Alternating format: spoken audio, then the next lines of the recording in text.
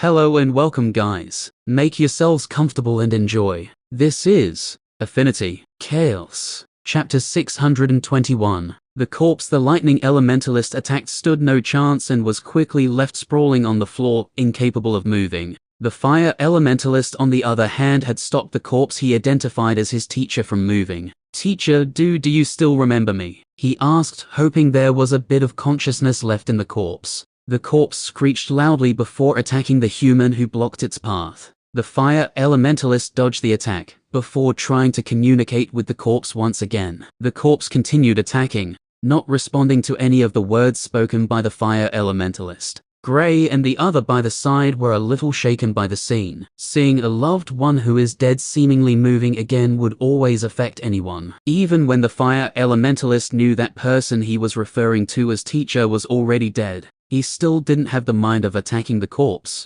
"He knows it's useless, right?" Reynolds asked after watching the fire elementalist try over and over again. "Of course he does, but I think he's hoping there might just be a sliver of consciousness or even the soul of his teacher left in the corpse," Alice replied. "Such a sad reunion," Klaus commented as he watched. Blake threw a glance at Jason, and he saw that he still wore the same calm expression. His lips slightly curved upwards to form a gentle smile. "If I recall correctly, old Mike mentioned burying his teacher. Could it be that their corpses were dug out?" Jason muttered to himself while staring at the scene unfolding in front of him. A thought suddenly came to his mind, and he couldn't help but look around. All four corpses that appeared were of people in the Sage Plane. 3 have been identified as experts from hundreds of years ago. If whoever was behind this had this ability, then they were in serious trouble. All these people had to do was to find the grave of these people, dig out their bodies, and they automatically have a Sage Plane expert working for them. Jason could tell that the strength of these corpses seemed to be lacking when compared to when they were alive, but it still didn't change the fact that these people were dangerous. After all, there were more dead Sage Plane elementalists than alive. "I'll have to relay a message to my father about this. We have to ensure that the previous Emperor's graves are still intact, and also the grave of every Sage Plane expert of the Empire." Jason's mind went into overdrive as he thought of a possible counter to this seemingly unimaginable power. His attention was finally drawn to the third corpse, and who was engaging it. "He's broken through to the Sage Plane as well." He looked at Blake. "You didn't expect him to stay in the same place, did you? My teacher was regarded as a genius in his generation. It's only natural that he breaks through," Blake said proudly. "How envious," Jason replied. "The same can't be said for you. Your teacher was already in the Sage Plane before you were even born," Blake stated. Jason smiled in response, but a light flashed across his eyes, and he turned to look at Gray. Gray felt his gaze and turned to stare at him as well. Jason nodded as if enlightened before turning to look at the battle. With the other 2 corpses stopped by the fire and the lightning elementalist, the pressure on the principal was greatly reduced. He had been injured from the attacks of the 3 corpses, but he still had some fight left in him. Sizzle! Bang! The principal dodged the corpse's attack before sending out a stream of lightning that sent it flying. He didn't give it any chance to recover before he started bombarding it with attacks. It was as if he was attacking it for all the past sufferings they had put him through. After a few more attacks, the corpse was taken apart. Of the 3 corpses, 2 had been destroyed in little to no time, while the last one was still operational. The fire elementalist continued to speak with the corpse, trying to see if he could get through to it. His attempts were all to no avail as other than screeching and attacking. The corpse did nothing else. There wasn't even an atom of hesitation whenever it attacked, which showed that it didn't recall anything from when it was alive. Melancholy washed over the fire elementalist as he saw his teacher being controlled by some people. "You bastards. I'll kill all of you," he roared in anger as he unleashed a sea of flames that enveloped the corpse. The corpse was a fire elementalist like him, covering itself with a dome of fire. It tried to protect itself from the attack of the fire elementalist. Boom! The attack slammed into the fire dome, bursting out with unprecedented heat. The dome wasn't able to hold out for long before it was torn apart by the attacks of the fire elementalist. The fire elementalist attacked once again, his face red from anger, and his eyes bloodshot. If anyone were to put the people who caused this in front of him, there was no telling what he might do to them. However, one thing was for sure, they wouldn't have a good ending. 2 minutes later, The fire elementalist had incapacitated the corpse, making sure he didn't harm it. It was the corpse of his teacher after all, and given the respect he had for him, he couldn't bring himself to cause any harm to the corpse. Naturally, there were a few scratches when the battle was going on, but the damage was almost unnoticeable. He wrapped the corpse with fire, which surprisingly didn't do any harm to it, and brought it with him. By the time the fire elementalist was done with the battle, the principal had already gone to meet up with Blake and the others. The lightning elementalist was the first to return, and they were staring at each other. Chapter 622. The atmosphere was tense with both Sage Plane elementalists staring at each other. Blake, Delia, Gray, and his friends had all gone over to the principal's side, staring at Jason and the lightning elementalist. To think that you've broken through to the Sage Plane, Oliver, the lightning elementalist remarked gently. The relationship between the two wasn't bad. Unfortunately, they were against each other. I got lucky, Senior, the principal replied. Since you're already in the Sage Plane, I won't make things difficult for you. I can assure you that your son will not be killed by the Emperor, but you'll have to fight with us. After all, you were once a member of the Empire and still are. The lightning elementalist made an offer. I'm sorry, Senior, but you and I know you're not the one who can make that decision. The Emperor has already set his sights on my son and his friends, all based on a rumor he doesn't even know if it's true, Oliver said. Jason froze for a second when he heard this. They never really thought of it this way. It was never confirmed that Gray and his friends had the item. They only heard from the mouth of someone that they did, and since there was no way to confirm, they just assumed they had it. You have a point there, but until we take them to the capital to test their elemental grades, we can't be sure if it's a rumor or not, Jason said calmly. He thought about the issue for a while before replying. If Gray and his friends truly obtain the Great Earth Essence liquid, then their elemental grades will naturally increase. The records of their elemental grades were recorded in the Lunar Academy. All they had to do was to test them again. If there was no increase, then they would let them go. Gray and his friends exchanged glances. They all knew their elemental grades were not what they used to be. Gray's situation was particularly worse. He had 7 elements, and of all 7, the lowest grade was purple. He had 2 that were in the violet grade, and 1 that was even above that. If people were to find out, they would definitely try to find out how he managed to achieve such a feat. Not only that, but he also had to deal with the issue of being able to actually obtain more elements. Since when he entered the Lunar Academy he obviously had to. I cannot allow that. Oliver stepped in front of the group, blocking them from the Sage Plane elementalist from the Killen Empire. You don't have a choice. An irritated snort came from behind them. Turning around, they saw the fire elementalist who had a gloomy expression. Fighting against his dead teacher infuriated him to no end,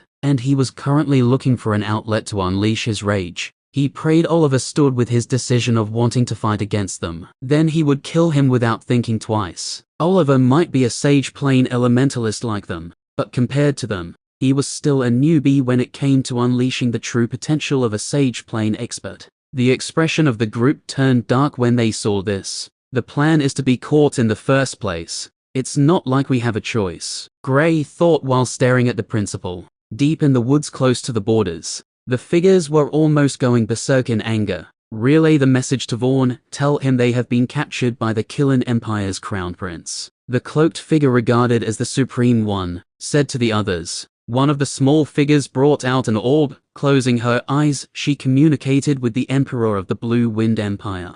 Gray and his friends hadn't even been captured by the crown prince, yet the news had spread in the Blue Wind Empire, thanks to the orb owned by the small figures. Oliver didn't stop them for long. Looking in the eyes of Gray and his friends, he could only shake his head as he allowed them to be brought away by the group from the Killen Empire. Jason thanked him for being so understanding. With the capture of Gray and his friends, there was no use in going to the battlefield any longer. Jason headed straight for the capital, with the 2 Sage Plane elementalists in tow. Oliver, Blake, and Delia followed as well. They couldn't leave Gray and his friends. Gray told them of his plan to use Void to escape, but they still found it difficult to leave them in the hands of Jason. The next day, they arrived at the entrance of the capital. This was the second time Gray was coming here, and on both occasions, he felt different emotions as he stepped past the gate. When he came the first time, He was filled with excitement, but now he only felt a little hint of sadness. Coming from an empire that would want to kill a citizen just because of a fortuitous encounter they encountered was sickening.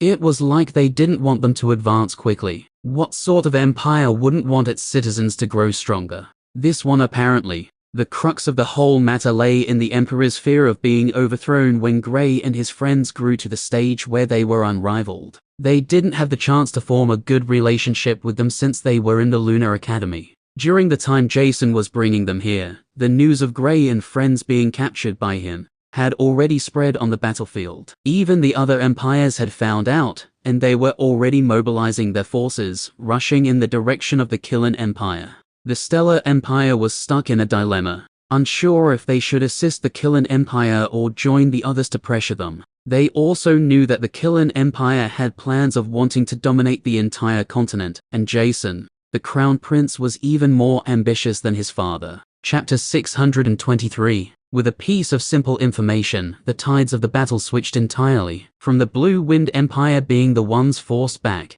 it turned to the Killen Empire. The change happened so fast that before the generals in the camps could figure out what was going on, almost 20% of their troops were wiped out. They quickly retreated back into the empire. Bearing the assault of two empires, it was impossible for them to hold out for long. Unlike when they trod with caution when they heard of the Azura Empire attacking the Blue Wind Empire, the two empires attacked with full force, causing devastating damage in a matter of hours. Killen Empire, the capital. It was just like the first time Gray came here, busy in every sense. The structures here were on another level compared to that of other cities. Most of the people at the gates of the city were traders and merchants. After getting into the city, Jason and the others took flight once again. There was a defensive array laid in the walls of the city, making it impossible to fly in without an insignia. Jason naturally had that insignia, but since he was moving with others, he had to follow them through the gate. It didn't take long before a flamboyant castle came to view. When they got to the gates of the castle, they had to land once again. It was illegal to fly into or even over the castle. If anyone were to go against this rule,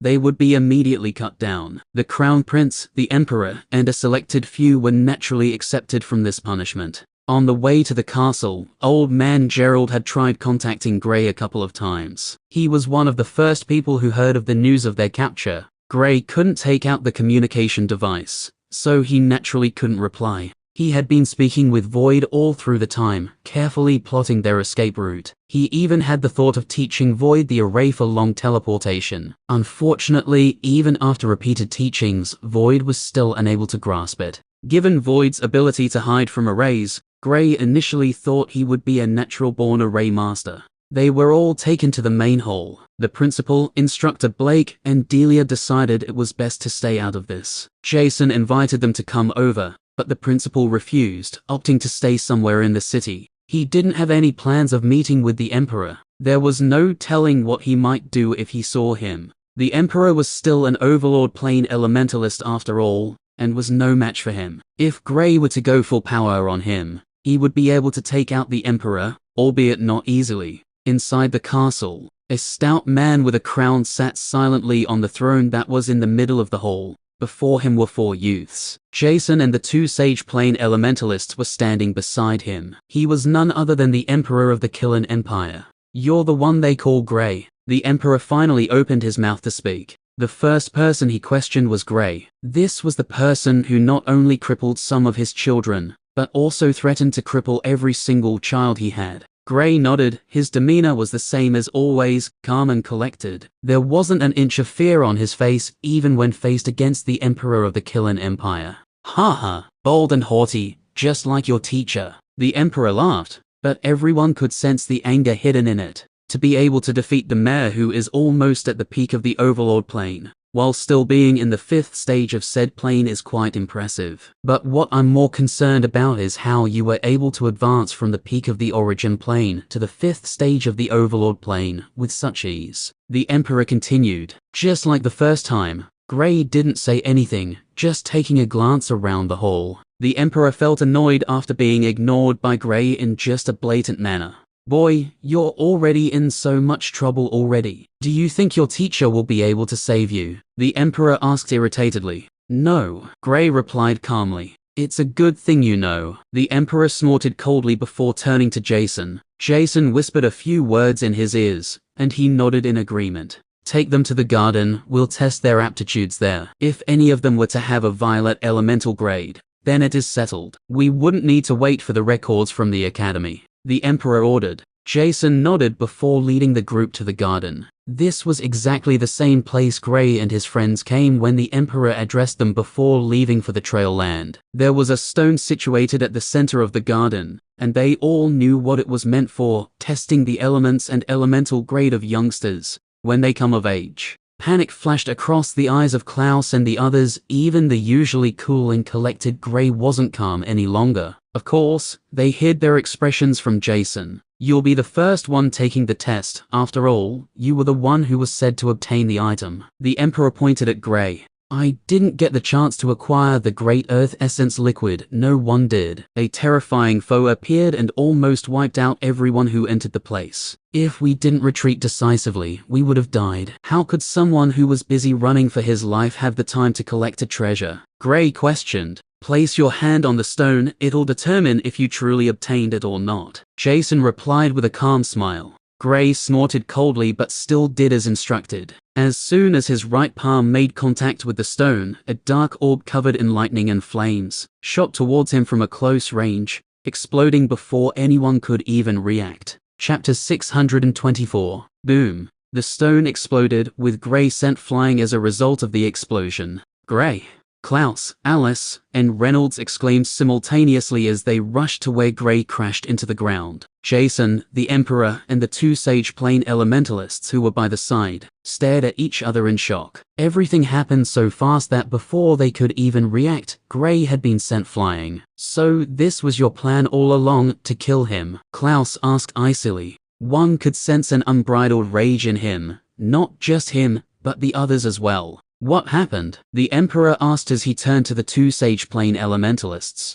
They were the ones with the highest cultivation stage here, so he expected them to at least give him an explanation. He didn't sense anything, not until the attack exploded. Even after the attack, he tried to find where the attack was coming from, but he found nothing. An assassination attempt, the Fire Elementalist said as he surveyed the area. Just before the attack was released, he sensed something, but it was only for a slight moment before he lost track of it. Whoever this assassin is, they must be very good since they can hide from the senses of you two. Jason stared at Gray and his friends. Who else knows of you bringing them here? The Emperor asked. We fought against some strange people who could use a diabolic technique to control the dead. Either they were the ones who spread the news, or it was Mr. Oliver, Jason said. Since the assassin waited here patiently for so long, it meant that they were already aware of their intentions to test the aptitudes of the group. A technique that allows them to control dead people, the Emperor asked, stunned by the revelation. Jason went on to explain what he saw to his father. Hearing of how the Fire Elementalist fought against his dead teacher, he couldn't help but gasp in disbelief. If any of the empires has such a technique, then they would obviously be the ones that will rule the continent, especially with a war going on. With this technique, their troops will never decline, rather, they will continue increasing. A trace of greed subtly flashed across the eyes of the Emperor. This technique seems to be of more use than Gray and his elemental core. Well, so he thought. While the Emperor was thinking about this, he couldn't help but take a glance at Gray. Gray's clothes were slightly damaged from the attack, and one could see small burn marks on his skin. What made everyone worried was the seemingly dark lines running across his skin. The lightning elementalist approached Gray. On seeing it, he froze before turning to look in the eyes of the Emperor and the others. The darkness element has found a way to creep into his body. As it stands, he's not in a good condition, he said to the others. Darkness element. The Fire Elementalist raised a brow. Yes. Are you sure? The lightning elementalist gave the Fire Elementalist an irritated look, before showing him Gray, who was lying on the ground. I sense the fire element in this attack, the Fire Elementalist said. I also sense the lightning element. I originally thought whoever it was is a dual elementalist. Who would have thought that the person hid the darkness element within as well? The lightning elementalist said after hearing the words of the Fire Elementalist. A multi-elementalist? Jason questioned with uncertainty. It could be, I only sensed one person. The lightning elementalist replied. Klaus and the others were on Gray's side, trying to do their best to get him up. Guards around the castle had charged out after hearing the explosion. Take them inside. It's not safe for us or them if we continue standing here, the Emperor ordered. Yes, Father. Jason bowed slightly before calling one of the guards over. They took Gray, taking him inside the castle. Also, try to find out if he will be alright, the Emperor added. When Gray and the others had gone in, 4 figures came from the side. They all had gray hair, and their skins were wrinkled from old age. The Emperor bowed to them respectfully, before reporting the news of the corpses to them. Such a technique exists, one of the old men asked, astounded by what he was hearing. The fire elementalist who fought against his teacher went on to bring the corpse of his teacher. Everyone could sense the leftover aura of elemental essence in the body, which confirmed what they were told. What do we do? The Emperor asked one of the old men who arrived recently. Make this your top priority. If you could find out the people who sent these things after them, then it would be easy to get the technique. One of the old men replied. All right, Father. The Emperor bowed respectfully before leaving with the 2 sage plane elementalists. It was clear that they all took the technique of the necromancers as more of a threat than Gray and his friends, since the Emperor didn't bother to go on with the test. They could only collect Gray's core after he was done with the test, and even after taking it, it would take months before they could start reaping the benefits. But in a matter of a few days, with this technique, they would be able to sweep across the continent unchallenged. Of course, it was impossible to say the Emperor had forgotten about them. If not for the unknown attacker who was trying to kill Gray and his friends, then they would have gone ahead with the test. In one of the rooms in the castle, Gray was placed on a bed, with a wet cloth placed on his forehead to help reduce his surging body temperature. Jason looked at Gray, a little skeptical about all these. He found everything a little suspicious, but there was no way for him to confirm his suspicions. Klaus and the others stared at Gray worriedly. Chapter 625. Stay with your friend, I'll be back shortly. Jason turned around and left the room. The moment he walked out, after confirming that there was no one monitoring them, the worried expression on the faces of the trio vanished. Wow, Klaus, you're such a good actor, Reynolds complimented. Well, of course, after traveling with my father these few months, my acting skills improved. If not, I'd have been dead by now, Klaus replied proudly, before adding with a smile, by his hands if I might add. You two are no good. Alice shook her head at the sight of her friends. Alice, I believe you should put in more effort. You almost made the Crown Prince know we were faking it. Klaus lectured. I don't like pretending. Alice's reply was simple and straightforward, just like her character.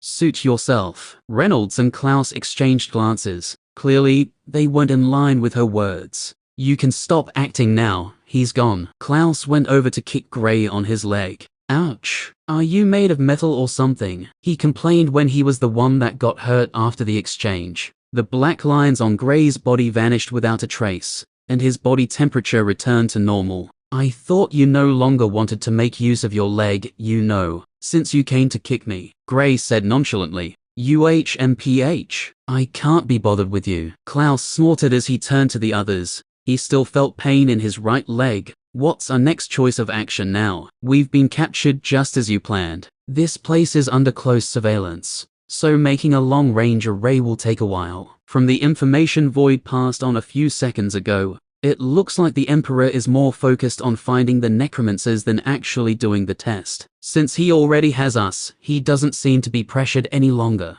Gray replied. Take Void's attack head-on was ingenious. However, I feel like the Crown Prince is suspicious of something. Alice replied. I can tell, but there's no way for him to confirm his suspicions, so we shouldn't be bothered with him. Now, I'll have to find a way to send a message to Old Man Gerald. Since we're already here, the necromancers will come for us. If the other empires were to find out about it, then all hell would break loose, Gray said with a sly grin.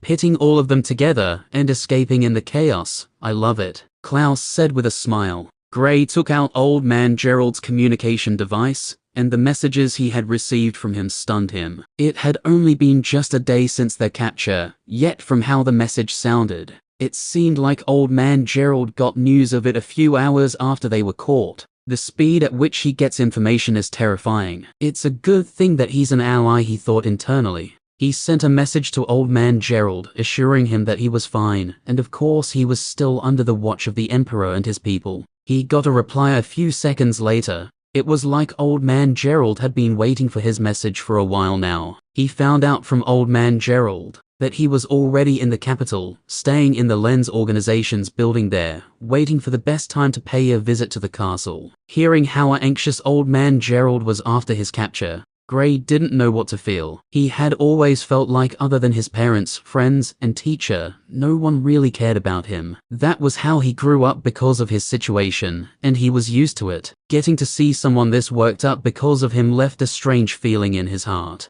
But he soon tossed his feelings aside before telling Old Man Gerald he was the one who planned for their capture. In the Lens organization's building, Old Man Gerald spat out the tea he was drinking when he heard this, feeling a wave of headache. They spoke for a few more seconds before Gray asked for his help in decimating the news of them being in the castle to the other empires. Gray was a little taken aback when Old Man Gerald told him that they were already aware, and that their forces were trying to force their way into the Killing Empire.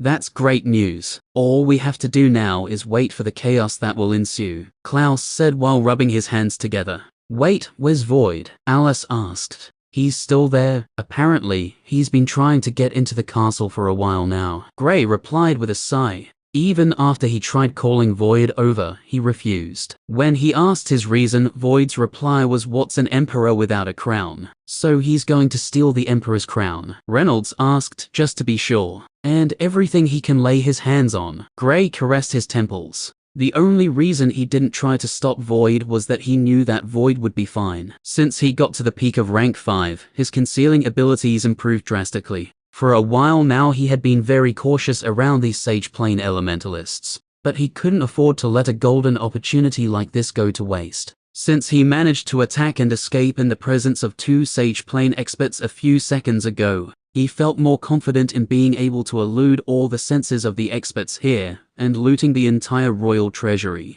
His first objective, though, was the crown of the Emperor. Gray had promised they would steal it anyway. Alice gazed at the excited Klaus and Reynolds before shaking her head. Damn it, I can't wait to see the expression on that loser's face when he can't find his crown, Reynolds said in glee. It's a shame we're stuck here, Klaus said regretfully. Chapter 626. The Killing Empire descended into chaos after the capture of Gray and his friends. With the news already spreading in the other empires, it didn't take long before the Killing Empire was bombarded. The forces of the Killing Empire have not only been pushed back into their territory, but they have been forced to run with their tails between their legs. The Stellar Continent finally made the betrayal that everyone was expecting. It was common knowledge that the unification of both empires was because the Stellar Empire couldn't afford to see the Killing Empire wiped out. But in any case, they wouldn't mind joining forces with the other 3 empires to wipe it out. At least in that way, they would get a share in their territory. This was all on the premise that none of them got their hands on Gray and his friends. Now that one of the empires had them, the others couldn't sit still. It was just like the time the Blue Wind Empire caught Instructor Blake and Delia. Even when everyone knew they hadn't been able to capture Gray or his friends, they couldn't take the risk of letting them complete their objective. Inside the Killing Empire castle. Father, I've gotten wind that the Blue Wind Empire are in cohort with those people. Jason rushed into the main hall. It had been a day since he brought Gray and his friends over, and since they couldn't contain the news, they had to deal with the repercussions that came with holding onto the 4 friends. What made them incensed was that they still hadn't been able to do the tests. Gray was still seriously hurt, lying in the bed. Whoever the assassin was, they still hadn't been captured, which meant even the life of the Emperor and his family were in danger. Almost every single Sage Plane elementalist in the castle had been called out trying to find this elusive assassin. The Blue Wind Empire. That must be why they let Blake and Delia escape, the Emperor said. Yes, they used some strange technique to track them, finding the targets. Given the reactions of Blake and the others when we got there, they seemed to be the ones who caused a huge ruckus to attract our attention when they realized they couldn't defeat their opponents. Jason replied thoughtfully. Do you think we have been tricked? The Emperor asked. I can't be sure, but these people aren't people we should take lightly, Jason replied. He particularly felt Gray and his friends were a bunch of cunning people. Gray was too calm for someone who was captured. He didn't seem scared, as if everything was under his control. His greatest doubt, however, was that Gray wouldn't actively cooperate with the Blue Wind Empire, since they also wanted to kill them. Father, I think it's best we kill them now. Even if they didn't consume the Great Earth Essence liquid, it wouldn't change anything, since their potential is too much. Gray especially went from being a normal person to being in the mid-stages of the Overlord plane in less than 5 years.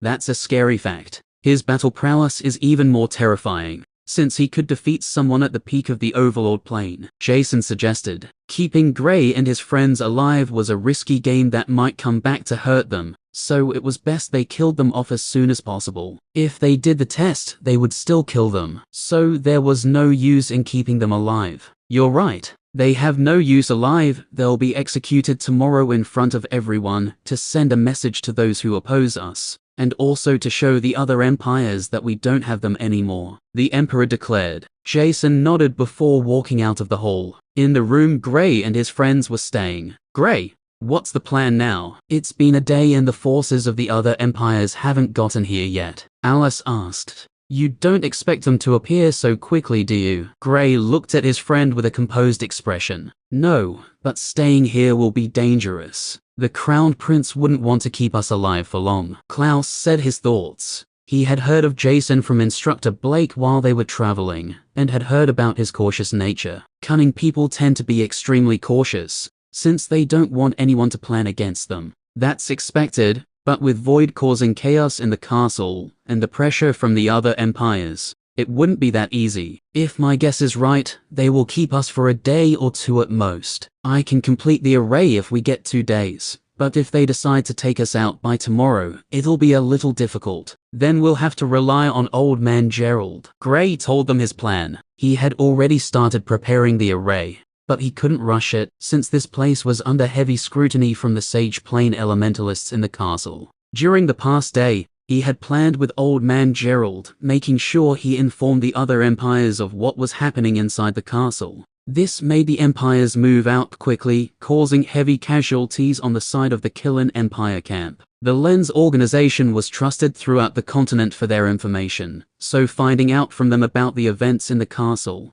meant that the news was at least 70% true. Void, on the other hand, had already started his exploits in the castle, slowly combing through the castle in search of the royal treasury. Over the course of the previous night, a few important items that weren't in the treasury had gone missing. Some of the Overlord plane experts in the castle were disappearing mysteriously. The only reason it hadn't attracted much attention was that the Emperor sent most of them out to help out on the battlefield, but it was only a matter of time before they would find out about the strange situation in the castle. Chapter 627. Later that day, the disappearance of the Overlord plane elementalists in the castle was soon noticed by someone. One of the senior members of the castle's troops suddenly vanished, and the Emperor didn't send him out for anything. This alarmed the people in the castle, and after doing a rigorous search, they found out that over 30 Overlord plane elementalists were missing, and these were people tasked with guarding specific parts of the castle that held at least a treasure or two. One of them was even tasked with guarding the tomb, and he had vanished. This was brought to the notice of the Emperor and Jason. Panicked expressions appeared on the faces of the duo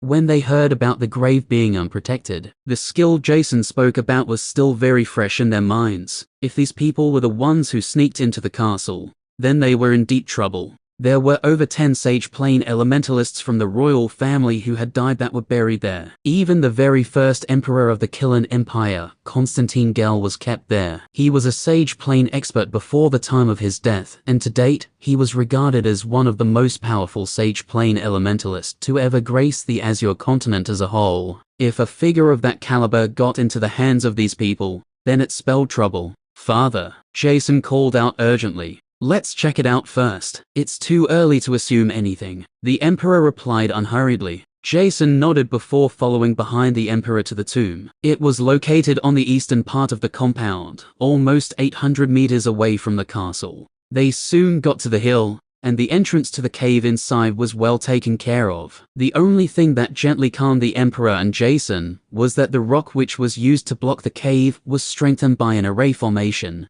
that would attack anyone trying to go in without the specific seals. A small hut was by the side of the cave, and this was where the Overlord Plane Elementalist was staying. Jason went into the building, and after seeing no signs of a battle, he furrowed his brows as he stepped out. Only a Sage Plane expert can kill him without even giving him a chance to retaliate. But even with that, there should still be a sign of elemental usage in the building. Yet, there is none, he thought while staring at his father, who was making the seals to open up the tomb. Rumble. The rock shook vigorously, before slowly moving to the left, creating a path for the duo. After getting into the cave, a wide expanse opened up before them, and tombstones could be seen rising in different places in the cave. They spread out their spiritual senses, and found out the corpses were all intact. Should we destroy them? The Emperor voiced his thoughts. Doing this might be disrespectful to their ancestors, but it was better than letting them fall into the hands of people. On the occasion that they fell into their hands, it would be even more shameful and embarrassing to fight against their dead ancestors. What about when we get our hands on the technique? Jason asked. The thought of also destroying the corpses came to his head, but these corpses could be turned into valuable, powerful forces if they managed to get the secret technique. Take a look around, the Emperor ordered. Jason nodded before walking around, his pupils dilated when he saw the place. All the treasures that were used to pay homage to their ancestors had been looted. His body vibrated from anger, but he quickly calmed himself. He went back to the entrance to report to his father. Compared to him, the reaction of the Emperor was on a different level. If not for the fact that they were inside the tomb, he would have blown the place up with his fluctuating essence. Father, calm down. This is good news for us. Jason calmed the Emperor down. What do you mean good news? The Emperor flared up with rage. We thought it was those people, but from what it looks like we were only robbed. Although the person who did it might still be in the compound, it means it's not one of those people. Jason explained hurriedly to calm his father down. When the Emperor heard his explanation, he visibly calmed down, since their biggest fear didn't come to pass. You're right. Once we get the person who did this, I'll personally skin them alive and make sure they suffer a fate worse than death, the Emperor said icily. They left the tomb, heading back to the castle. On getting there, things seemed to go from bad to worse. According to what they found out, every single ornament in the castle was missing or destroyed. The Emperor almost collapsed when he went into the main hall and found that his throne was missing. That was the symbol of his family's dominance over the years, and every emperor who had taken the position had sat on that throne, yet it was missing. Get me whoever did this. Now. The boiling rage in the Emperor instantly exploded as he yelled out orders in annoyance. Jason was short of words as he saw what was happening in the castle. It was like the chaos that was coming wasn't enough, and more had to ensue inside the castle as well. The guards were all on edge because they didn't know how or when someone went into the hall to steal the throne. Who in their right mind would even steal a throne? It was a chair that was just designed luxuriously for seating. What did the person want to use it for? The unrest in the castle didn't escape from Gray and his friends. Klaus was currently seated on a magnificent throne, laughing his heart out. Reynolds was by his side patiently waiting for his turn to sit on the throne. This was none other than the Emperor's throne. Chapter 628. Hey, haven't you been able to get any of the crowns yet? Klaus turned to Void after standing up from the throne. Void, who was by Gray's side, shook his head regretfully. One could see he was deeply saddened by not being able to get the crown yet. Don't feel down, you get them soon. Reynolds ascended the throne and sat majestically. Gray and Alice stared at the duo, not knowing whether to laugh or cry. These two were practically taking the Emperor's throne as theirs. In fact, they've already planned how they would rotate using it. Klaus would keep it for the first week, while Reynolds would keep it for the second week. They would rotate it in this manner. If they by chance get another throne, they would compete for who would obtain the best one. With Void and these two staying together, Gray could already predict the sort of chaos they would cause wherever they go. It would be an understatement to say they wouldn't make an enemy of everyone they encountered.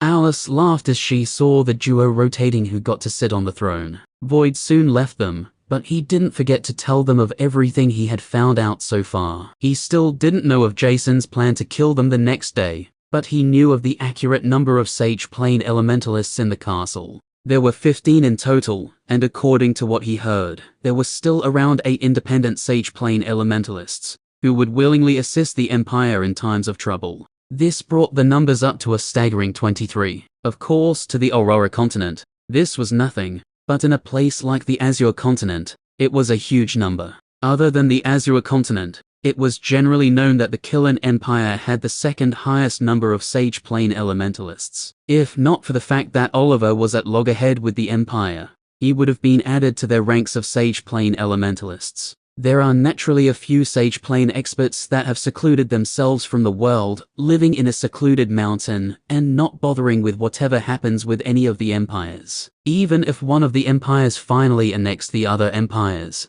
it had nothing to do with them. Gray had been in contact with Old Man Gerald, and according to what he heard, the troops from the other empires would arrive the next day, or maybe the day after. The group hoped they arrived soon, and that a grand battle should follow up so they could be forgotten. Looking at Void's disappearing figure, Gray couldn't help but shake his head. If he had as much control as Void did over the space element, he wouldn't have to worry about anything, and would have created the teleportation array almost instantaneously and left with his friends. All we can do now is wait, Gray said with a sigh as he sat cross-legged on the bed. Since he hadn't been going out, he decided it was best if he comprehended the elements. He still had an element in the purple grade, and it wouldn't be bad if he upgraded it. After he came in contact with necromancers, he had been experimenting with the darkness element frequently, and he felt that to get a stronger control over the corpses, he had to get a better understanding of the darkness element.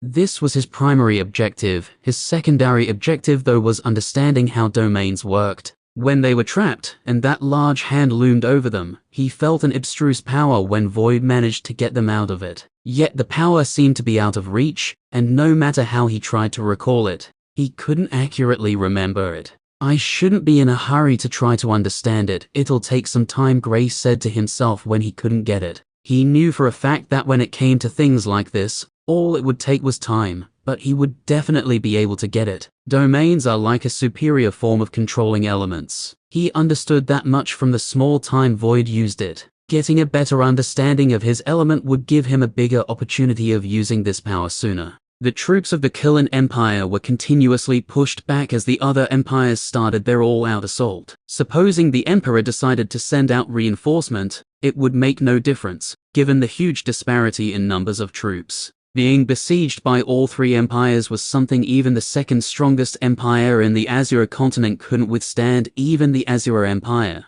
which was regarded as the strongest, couldn't withstand it. What made matters worse was the constant disappearance of people in the castle. The thought of fighting against an unknown enemy terrified the Emperor, as well as the Sage Plane experts in the castle. They had all tried to sense where this person was, but it was to no avail. A guard that was outside the main hall disappeared right under their noses, while they were discussing the matter of what was happening in the castle. The guards and elementalists below the Sage Plane were all terrified, but because of their fear of the Emperor, they couldn't escape from the castle. In a matter of a single day, the castle turned from the most secure place in the entire empire to the most dangerous place for these people. Even the Emperor didn't feel safe staying here. Inside the main hall, 3 old men could be seen sitting on 3 makeshift thrones. Although they were not as majestic as the throne Void stole, it was not that bad. The current emperor of the Killen Empire was sitting by the right-hand side of these 3, and Jason was standing by his side. These 3 were the people with the highest authority in the castle. Even the Emperor and Jason had to pay their respects to them. 2 of them were the previous emperors of the Killen Empire,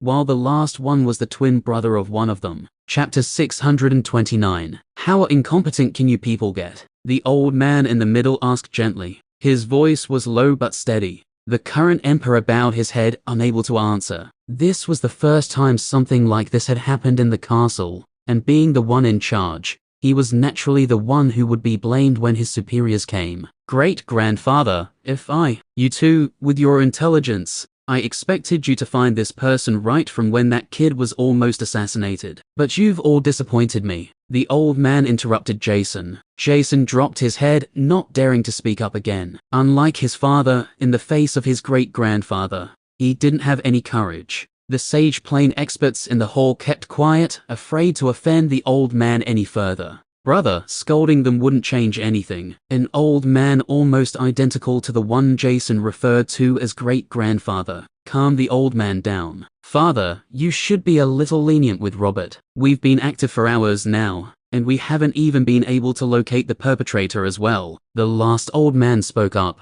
albeit respectfully. This doesn't mean we can forgive his negligence. The old man in the middle said coldly. I understand he'll be punished once this whole thing is settled. Since it's already like this, what do you think we should do? The Azura Empire is using this opportunity to push into our territory, and the other two empires aren't letting go of the chance as well. The Emperor reported their current situation to them. Just like the Lens organization, the upper echelons in the castle have been able to get their hands on a communication device. With its aid, they naturally knew what was going on the battlefield. The faces of the old men turned dark, exchanging glances between themselves. Where are the kids? The present Emperor's father asked. The one who was almost killed is still bedridden, while his friends are keeping him company. Of all three of them, he's the one with the most mysterious background. And it could also be said he has the most potential. Jason gave a general rundown of Gray and his friends. When they started to search for Gray, he did a background search, and no matter how hard he tried, he was unable to find anything about his parents. Other than how they suddenly appeared and disappeared from Red City, he got nothing else. If Gray wasn't here, it would have been like they never existed. After listening to the report from Jason, the old man in the middle gave his verdict. Jason also told them of his suggestion of executing Gray and his friends in front of everyone. Can we confirm that they consume the Great Earth Essence liquid? The old man in the middle asked. We'll take their cores from their bodies once they're dead. Killing them secretly won't change our current situation, since the others will think we are only lying. But if they are killed in front of everyone in the city, then it wouldn't be a problem anymore. The other empires will naturally call back their troops, while we will take the chance to eliminate the Azura Empire. After all, this is our empire. We have greater power here, Jason replied calmly. The old man in the middle nodded his head to Jason's words. Just as he was about to make an input, his pupils dilated, before a terrifying elemental essence exploded out. Extreme cold spread in all directions, almost freezing Jason and the current emperor who were below the sage plane. The old man could be seen shaking vigorously, and his eyes were bloodshot. Find this person now, he exclaimed at the top of his lungs. Brother, what happened? The man identical to the old man in the asked. The Treasury. The old man in the middle didn't need to say more. Everyone could sense the extreme anger in his voice. After leaving these words, he vanished into thin air. The two old men by his side exchanged gazes before disappearing as well. The face of the Emperor turned sour, while Jason wore a frustrated expression. From the old man's statement, they knew that someone had entered the royal treasury. If it were to be the same person, then it would be terrible. Luckily, the old man made an array that informed him the instant someone stepped into the treasury. Unlike other arrays that focused on sensing new auras, this one focused more on physical touch. There was no way one could hide from physical touch. As long as anyone stepped into the treasury, even if it was a single step, he would be alerted. The other Sage Plane elementalists in the hall kept their heads down before going out as well, heading in the direction of the treasury. Since the old man left almost immediately he sensed the intruder, then he would definitely be able to capture the person before they escaped. Jason and the Emperor follow behind as well. The royal treasury wasn't far from the castle's building. Just like most treasuries, it was located underground in a secure location. When the old man and his brother got to where the treasury was located, the Sage Plane elementalist guarding it could be seen sitting cross-legged out with eyes closed. His expression was a serene one. On seeing him, the old man flared up, attacking instantly. Useless fool. Extreme cold gushed out of the old man, and the Sage Plane expert opened his eyes when he sensed it. He wanted to retaliate, but on seeing who it was, he stopped instantly, letting the cold rush towards him. He was frozen to the ground, with just his head left out. The old man went straight to the rock blocking the treasury, and when he opened it, his eyeballs nearly fell out. How could this be possible? He staggered, almost falling to the ground. His brother, who was by his side, felt like he wanted to spurt out blood. He couldn't believe his eyes as well. It hadn't even been up to a minute, yet the entire royal treasury was empty. This was a royal treasury, not the regular city treasury. Impossible, he muttered, dumbfounded. Chapter 630. Jason and the Emperor arrived a few seconds late, on seeing the Sage Plane Elementalist who was almost turned into an ice sculpture. An ominous feeling rose in their hearts. How the hell? Jason blurted out unconsciously when he saw the empty treasury. The Emperor almost collapsed as well. The other Sage Plane Elementalists who followed behind them were left dumbstruck. The royal treasury had been emptied by a thief, and what was shocking was that they were all present in the castle at the time. They all turned to look at the Sage Plane Elementalist guarding the treasury, and pity welled up in their hearts for him. Given how strict the old man was, it was easy to see that this wasn't his only punishment. Luckily for him, they currently needed all the Sage Plane experts they could get, since a battle was coming, so the old man wouldn't go overboard. Father, how is this possible? Jason's grandfather turned to the old man. The old man didn't reply to his son's question, rather, he spread out his spiritual senses, covering the entire treasury. His expression turned gloomy as he said, "There's a strange aura here. I've only felt it somewhere else." The old man's twin brother also had a somber expression, just like his brother. He had also sensed this aura before. Where could that be? The Emperor asked meekly. The array that leads to the trial land. This is the aura it emits before the people standing there vanish. The old man closed his eyes, sensing the aura once more. I can't be wrong. It is the same aura as it. How's that possible? I know for a fact that all the array masters in the entire continent have been trying to replicate it, but none of them has been able to do so. Jason exclaimed in shock. He had been fascinated by the mechanics of how the array that transported people to the trail land worked, since he heard about it. So he had been going to the array masters that had been researching it, but it had been to no avail. They had been researching it for hundreds of years now. However, they've not been able to get the slightest clue on how it worked. Brother, the old man called out to his twin brother. After exchanging a glance, they knew what was on each other's minds. Disappearing from everyone's sight, they both appeared in two different spots in the castle compound. Spreading out their spiritual senses, they were able to cover every single spot in the compound. Each took half of the compound, so they could maximize the efficiency of their search. If a single individual decided to spread out their spiritual senses over the entire compound, they might miss the aura, since it was very subtle. A few minutes later, boom, an explosion rang out inside the castle, and one of the rooms in the main wing of the castle was destroyed. The old man could be seen standing there with both hands behind his back. Whoever you are, come out now, you've been surrounded. I can already sense your strange power, he said while looking into the room from outside. When the Emperor and the others arrived, he was stunned when he saw the state of the room. This room was none other than his personal room, and the old man had destroyed it from the outside. The explosion alarmed Gray and his friends who were in a room on the left wing of the castle. Gray cautiously spread out his spiritual senses to find out what was happening. Has the battle started already? Reynolds jumped to his feet. I don't think so. Klaus furrowed his brows as he stared in Gray's direction. Alice also glanced at him, and they saw him shake his head. I'm afraid Void's actions have incensed the old men in this castle, Gray said calmly.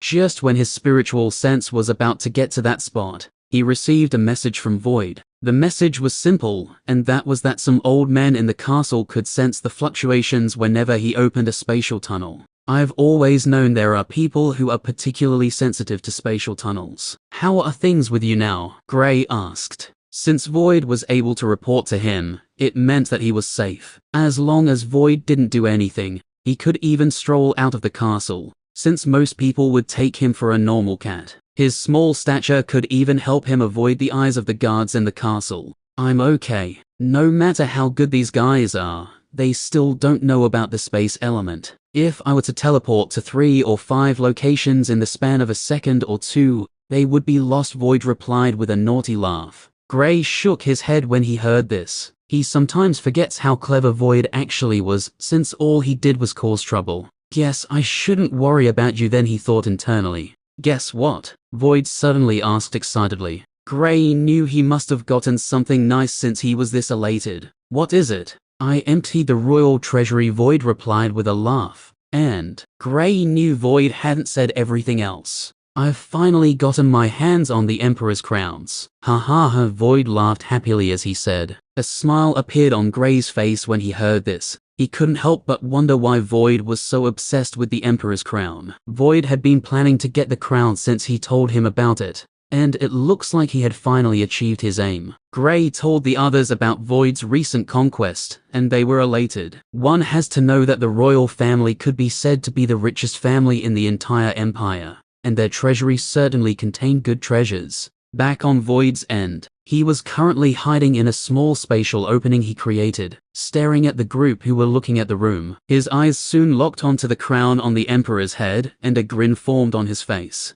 Chapter 631. Void soon formulated a plan to deal with the two old men. He opened up another space tunnel a few meters away from where he was, and when their attention was attracted to it, he left where he was hiding, opening a spatial tunnel close to the tomb. The second he appeared there, he vanished again, appearing in 8 different positions in a matter of a second. At the time he did all this, the two old men just noticed the spatial tunnel he opened up close to where he was hiding. They exchanged glances as a hint of confusion appeared on their faces. If it was like before when Void would only appear in a particular spot, they could track him down, but now, in a matter of a second, over 8 auras of a spatial tunnel appeared. There was no way they could know which of them was the real one. All they knew was that the one here was the first one opened up, which meant the person had left already. This skill is admirable, it allows one to travel so quickly. However, they made an obvious mistake. The old man said coldly, "Underestimating us, brothers." The old man's twin said with a smile. The two brothers started to make a series of rapid hand seals, and before long, they threw what looked like an inscription, but it was on a large scale, into the air. The array shot into the sky, before spreading out in all directions, encompassing the entire compound. Void was left stunned by it, not sure of how to react. His initial plan was to steal the crown on the Emperor's head, but he knew that with this array in the sky, the second he appeared would be the moment he was caught. Forget it, I'll take it later. These two are enough for now, he sighed before hiding in the separate space he made there. The two old men exchanged glances before laughing out. "We know you're still here. If you come out now, we can forgive what you did as long as you tell us where you learned this skill of yours," the old man said with a cold smile. After setting up this array, they were able to find out that the last place Void teleported to was back here. The fact that he tried to use this to trick them was a little confusing, but since Void didn't take the chance to escape, they were not going to give him the opportunity any longer. Void sneered when he heard their words. He wasn't that stupid to believe their words. According to Gray, the troops will be arriving soon, so he could wait patiently here for them. Gray and his friends saw the array that shot into the air through the window. Luckily, Klaus had already kept the throne in his storage ring. When Gray told them of the two old men, who could slightly sense the space element, the only reason they didn't pick up the aura was that unlike Void, who was opening up spatial tunnels, theirs was transporting an item to a separate space. But with the array that was presently active, the old men will be able to sense them.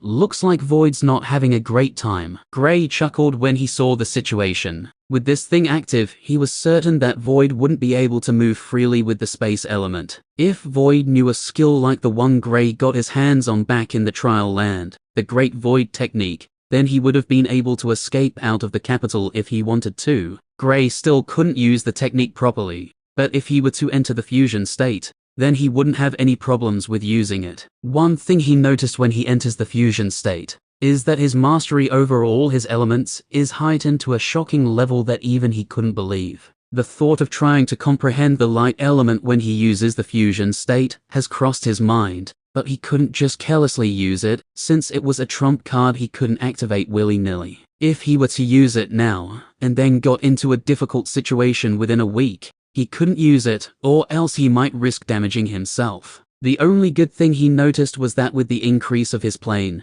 the interval between when he could use it had been shortened. Not only that, but he could stay in that state a little longer than before. After waiting for over 2 hours with Void staying inside the separate space, the old men could only leave in dejection to plan out their counterattack against the Azure Empire, and also the Blue Wind Empire. The array was left active, that way, if Void were to step out, he would be instantly noticed by it. The technique the necromancers used was something that these old men were heavily interested in. In fact, they believed there might be a way to upgrade it. That way, they wouldn't die from old age. Instead, they would use it to prolong their lives. Other than them, no one else knew of their plan. Well, except for Gray and his friends who found out thanks to Void. That day soon came to an end, and the next day arrived. The news of Gray and his friends being captured had already spread out in the entire capital. That was not the only news, but their would-be execution was also all around the capital. Old man Gerald was left worried when he heard of it. The principal as well as instructor Blake and Delia also couldn't help but worry. They were amongst the first people who arrived at the venue where the execution was going to take place. It was the same place where the competition took place almost 2 years ago, the arena in the capital. Chapter 632.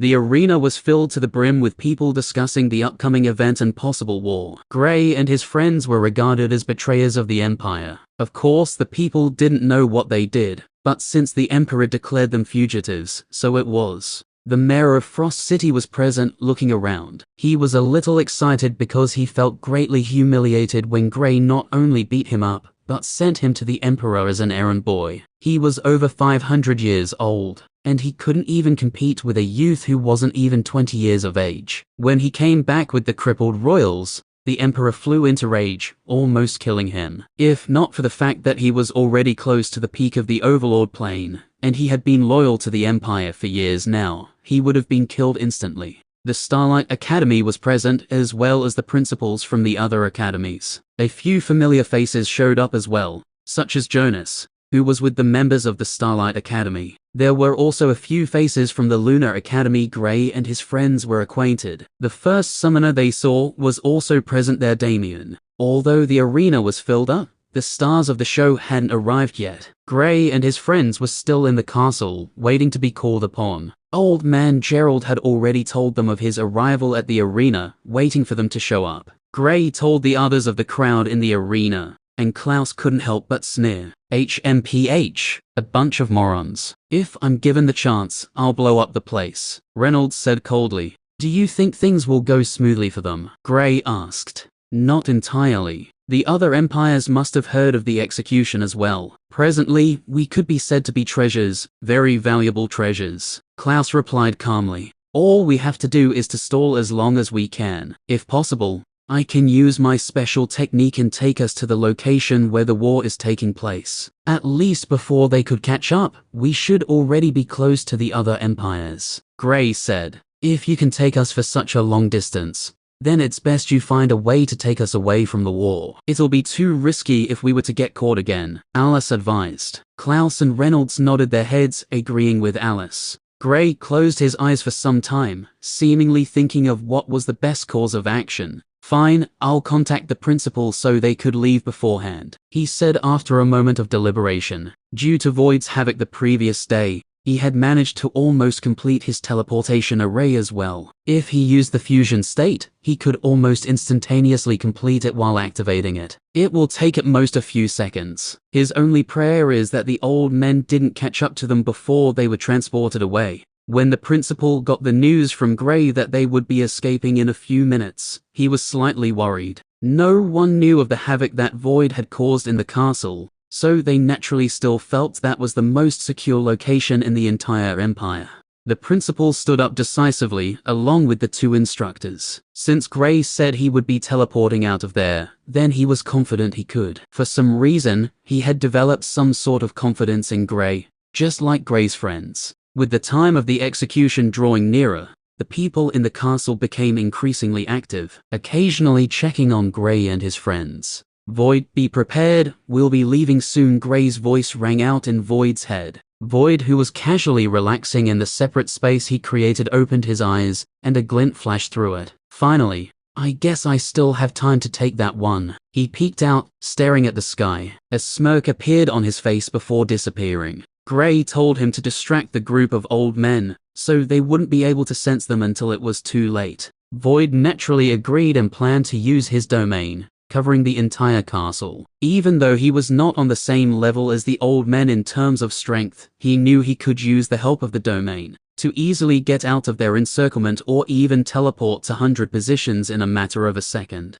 In the main hall, the Emperor turned to look at everyone. It's time. He rose from his seat, heading in the direction of the left wing of the castle. He was followed by his entourage. At the same time he stood up, Gray opened his eyes as well in their room. Void, it's time. The moment Void got the command from Gray, he spread out his domain, covering over a 600 meters radius. The second the domain was spread out, he started teleporting to different positions. This time, he not only appeared, but he would release an attack that would cause a loud explosion. In a second, over 10 explosions rang out simultaneously, halting the movements of the Emperor and his people. The old men, as well as the Sage Plane elementalists in the castle, hurriedly came out from their hiding position, rushing towards where the explosions occurred. The twins were the only ones who managed to get to the last place Void destroyed. It was none other than the Tomb of the Royals. Such disrespect. I'll cut you into 1,000 pieces. The enraged roar of the old man spread out in the entire castle.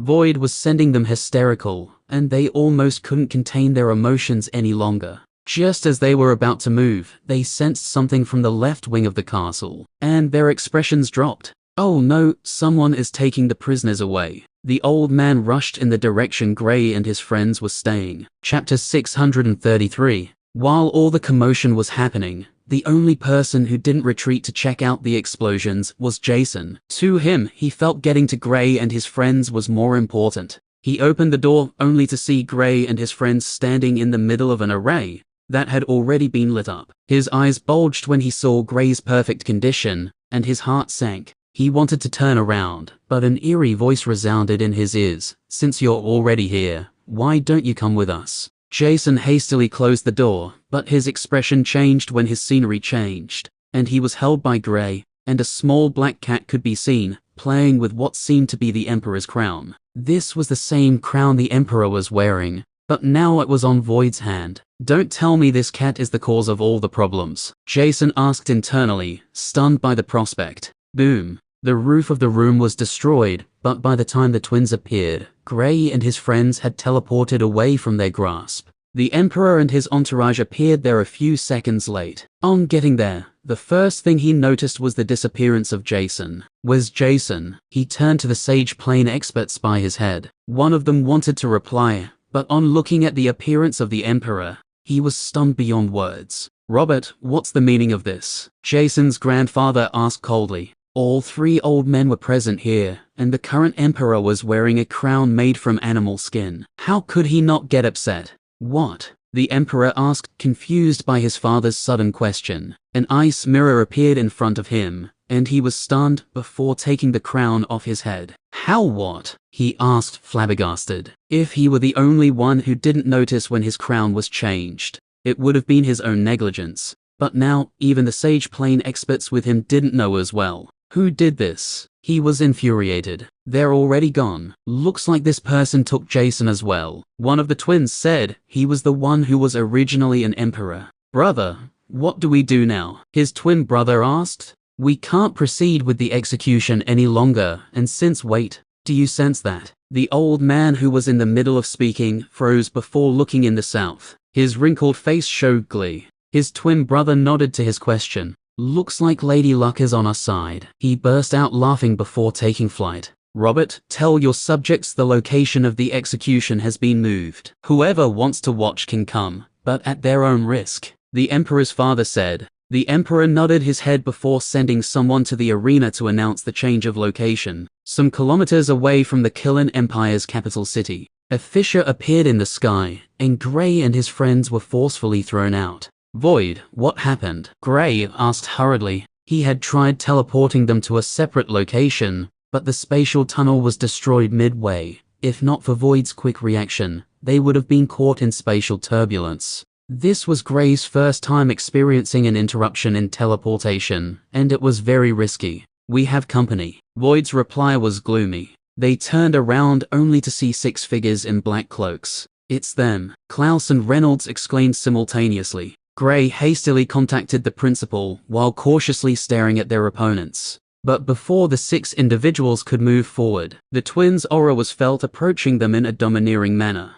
Not just that, but 12 more domineering auras could be felt coming from afar. Jason looked at the people dressed in black cloaks, and a look of apprehension appeared on his face. The eerie feeling he was getting from them sent chills down his spine. Gray quickly sealed Jason's cultivation before exiting the fusion state. Since he didn't use it for long, he could use it again without causing significant damage to his body. Since they have the crown prince of the Killing Empire, they should at least be able to bargain with the Emperor to let them go for Jason's safety. The twins were the first to arrive, with the other Sage Plane Elementalists, as well as the Emperor arriving a few seconds later. They stood opposite the black-cloaked group, with Gray and his friends in the middle. But no one said a word. The reason for this was that they could all sense powerful auras arriving from different angles. Before long, the figures arrived, and it was none other than the emperors of the other 3 empires, and their own Sage Plane Elementalists. They all stood in 4 different positions, and Gray and his friends were in the middle of their encirclement. Gray's expression was bleak. This was not a good outcome for them. Although they wouldn't be instantly executed like the group from the Killing Empire originally wanted to do, their outcome didn't look good either way. I never thought you two would still be alive. An old man from the Azure Empire stepped forward and glanced at the twins from the Killing Empire. Old Frost, if even you are still alive, why would we die? The old man amongst the twins, who was the Emperor, said with a chuckle. It's been a while, old friends. An old man stepped out from the side of the Stellar Empire. He was dressed very modestly, with his hands clapped together. From one look, one would think he was a simple scholar, but everyone who knew him knows that he was a bloodthirsty demon. Since everyone is here, there is no use in delaying any further. There are 4 youths who are suspected of consuming the Great Earth Essence liquid. Coincidentally, there are also 4 empires here. Why don't each take an individual and call it a day? The Emperor of the Blue Wind Empire suggested. Chapter 634. Gray and his friends were a little stunned when they heard this. They never thought someone would come up with a plan like this. It was ingenious given all of them wanted the same thing, and that was to extract the cause of these 4 individuals. Since there was no way for one of the empires to lay their hands on all 4, why not share it amongst themselves? The old men from the Killing Empire exchanged glances, clearly deliberating the matter. They weren't the only ones thinking deeply about it. The other 2 empires were as well. If they shared the individuals, then they wouldn't need to go on an all-out war. Of course, the Blue Wind and Killing Empire had suffered from the small time they were pressured for holding Gray and his friends, or someone close to them. So, what do you all say? This is a good bargain from how I see it. The Emperor of the Blue Wind Empire said. The other 3 emperors exchanged glances before nodding their heads. Good, since we've agreed on it, we should take one of them and leave. The Emperor of the Blue Wind Empire said with a smile. We'll take Gray. All 4 emperors said at the same time. They all turned to look at one another after finding out they said the same thing. Of Gray and his friends, he was the most important one. The reason for this was simple. He was the one reported to have obtained the Great Earth Essence liquid, and not his friends. There is a possibility that he might have shared it with his friends, but they didn't know if it happened. After all, the person who gave the news said the same thing as Gray, which was that a terrifying power resided in the place where the treasure was, and if not for escaping quickly, they would have died. So even if Gray managed to acquire the Great Earth Essence liquid, it might just be one which he had consumed. Besides, of his friends, he was the one who had made the most improvement. Gray's expression was odd. He didn't think all 4 empires would be fighting over him. Klaus and Reynolds, on the other hand, were feeling a little wronged. If they were given the chance to speak up, they would definitely ask if the emperors didn't have eyes and weren't seeing them. If Gray and Alice were to find out what was in the mind of Klaus and Reynolds, they would certainly beat them up. In a situation like this, how could they be thinking of wanting to ask the emperors if they weren't seeing them? A normal person wouldn't even want to be seen in a situation like this, since it didn't spell anything good for them. Yet these 2 were upset because they were neglected. Void, things aren't looking good. What happened with the spatial tunnel? Gray asked Void telepathically.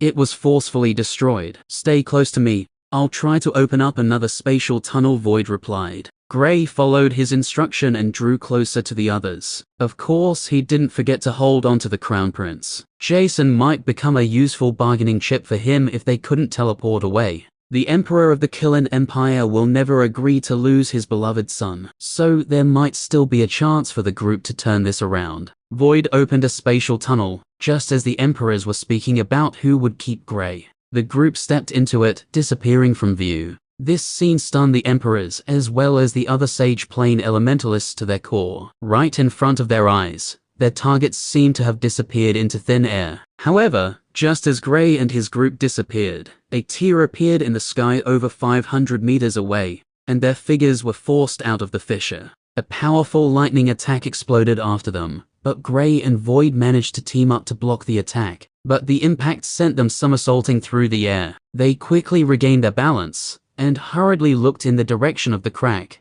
A dried figure slowly stepped out of the crack, staring at Grey and his friends. But they could see that its eyes were empty. This was obviously one of the corpses of the necromancers. They have a Sage Plane Space Elementalist, Void reported with a solemn look. Grey's expression turned serious, and even he felt a sense of hopelessness when he took a glance at their adversary. This corpse was not only in the Sage Plane, but it also had the only element they could rely on to escape. It was as if they were bound to be stopped by it. On the side of the Killing Empire's group, "Who is that?" the old man who was an emperor amongst the twins asked, stunned by what he just witnessed. He could slightly sense the aura of space element, so he knew whoever that person was, they had managed to gain the ability he coveted. That's not a living person, it's a corpse. The fire elementalist who went with Jason to apprehend Grey and his friends said to the old man. He had fought against these corpses before, so seeing it from a distance, he could tell what it was.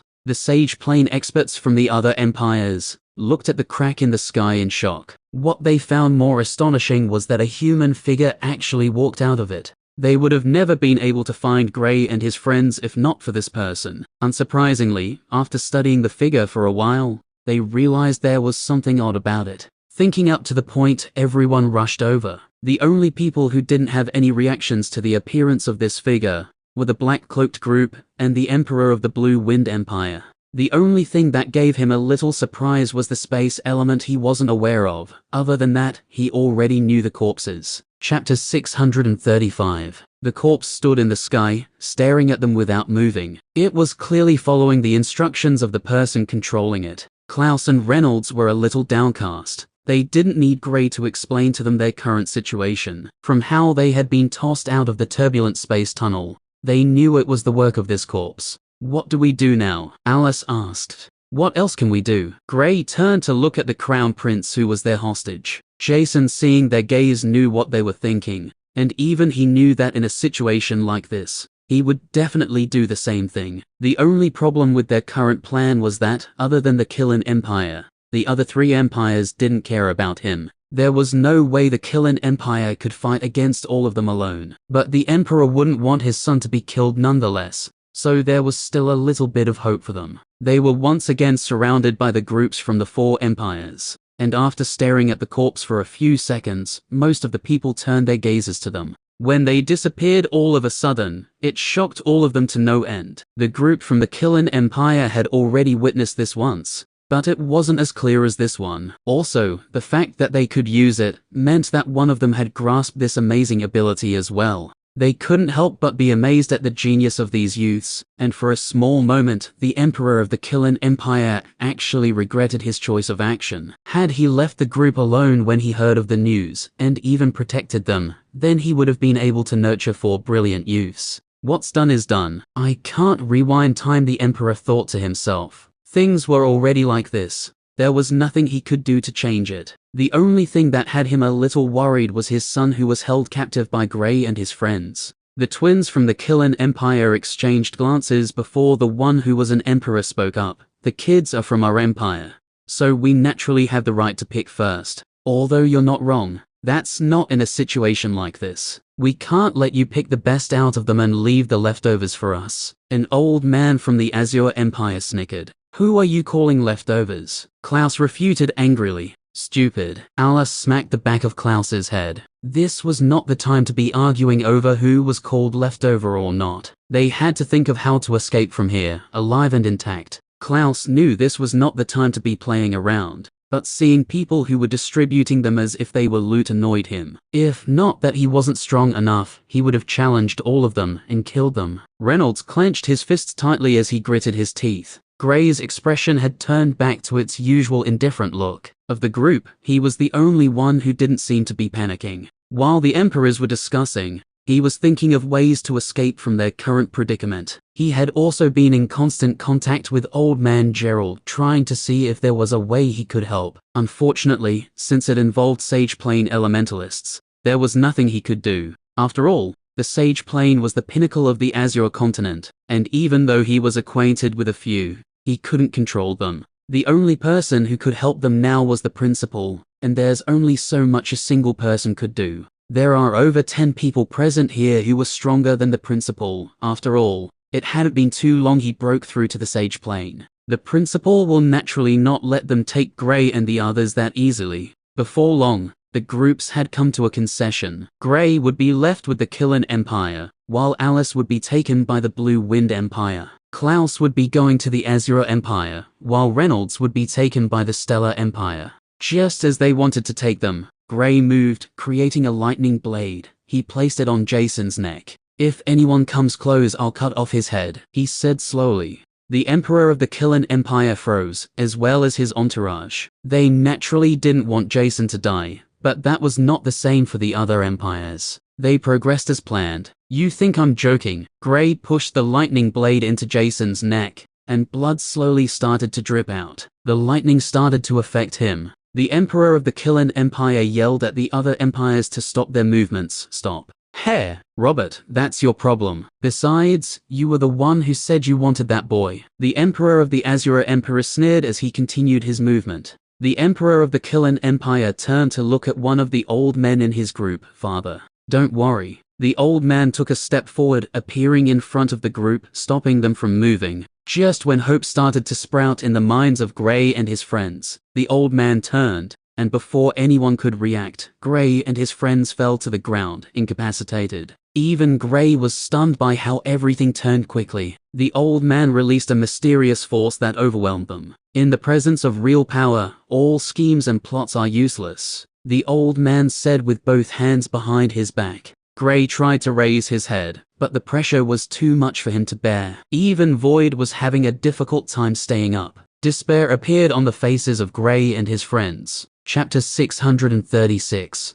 Void. Gray called out, helplessly. "There's nothing I can do," Void replied, his voice anxious due to their current situation. He looked around, but he didn't see anyone coming from anywhere to help them. Even the principal is basically helpless in a situation like this. Somewhere in the void, watching the battle, was an old man. He had both hands clasped behind his back, and his eyes revealed a nonchalant look. "The young lord's situation isn't good. If things stay like this, I'm afraid I'll have to show up," he muttered to himself. This was none other than the man tasked with protecting Gray by his mother. After Gray left for the Aurora continent, he had some difficulties since they weren't transported to the same location, but he managed to locate him in the end. However, just when he found him, he was about to leave for the Azure continent again. He hurried back to the Azure continent after him and found Gray a few days ago. On seeing that Gray had gone from the peak of the Origin plane to the 5th stage of the Overlord plane, he was left amazed by his speed. Naturally, when he saw him the last time before Gray left the Aurora continent, Gray was still at the peak of the Origin plane,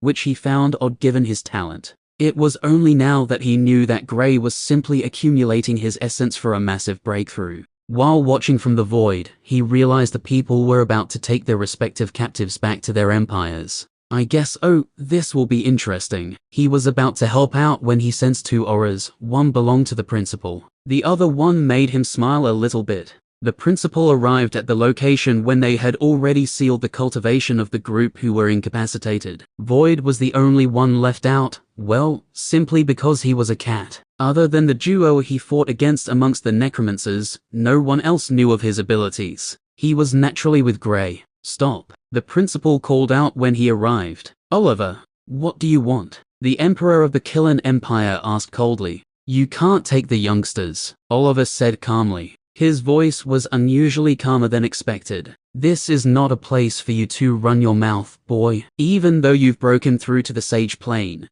You're still not in the position you can speak to us how you like. The lightning elementalist they encountered back at the borders said coldly. I'm sorry for my behavior, senior, but I will not allow you to take them. Not while I'm still alive, Oliver said coolly. Even though he knew this wasn't a battle he couldn't win, he didn't care. If he didn't do anything, Gray and his friends would be taken. Unlike before when only the Killing Empire had them, now it would be even more difficult to help them once separated. They might be killed before he even tried to rescue one, much less all four of them.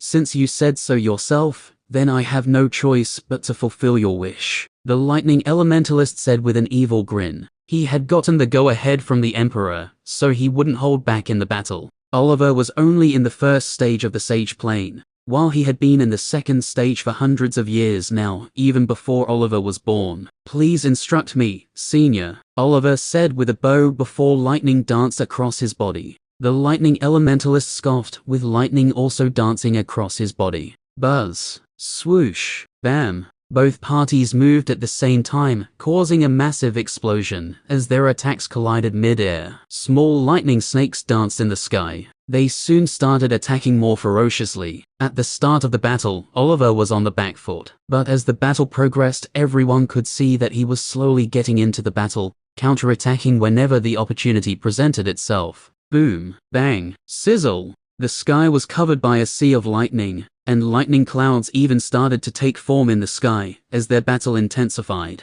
The two old men from the Killing Empire stared at each other. They could tell that the more the battle lasted, the more Oliver was getting the upper hand in the battle. One has to know that for anyone to break through to the Sage Plane in a place like the Azure continent, then it meant that their talent for cultivation was top-notch. If they even went to the Aurora continent, they wouldn't pale in comparison to their peers there. Of course, not all of them, but they would at least be above average. The shortage of elemental essence in the Azure continent made it almost impossible for anyone to break through to the Sage Plane. Yet, here these people were, in a battle between geniuses. It was almost impossible for one to fight across stages, and the increase in plane as well made it even harder. Only people like Gray could easily do it even with the increase in plane. Crack! Bam! A figure was sent flying, and to the surprise of everyone present, it was none other than that of the lightning elementalist. Bang! He crashed into the ground, causing a long and deep crater to appear on the ground. He didn't stay down for long, quickly flying back up. He stood before the man in front of him, and his expression was dark. Never did he think that he would be defeated by a junior.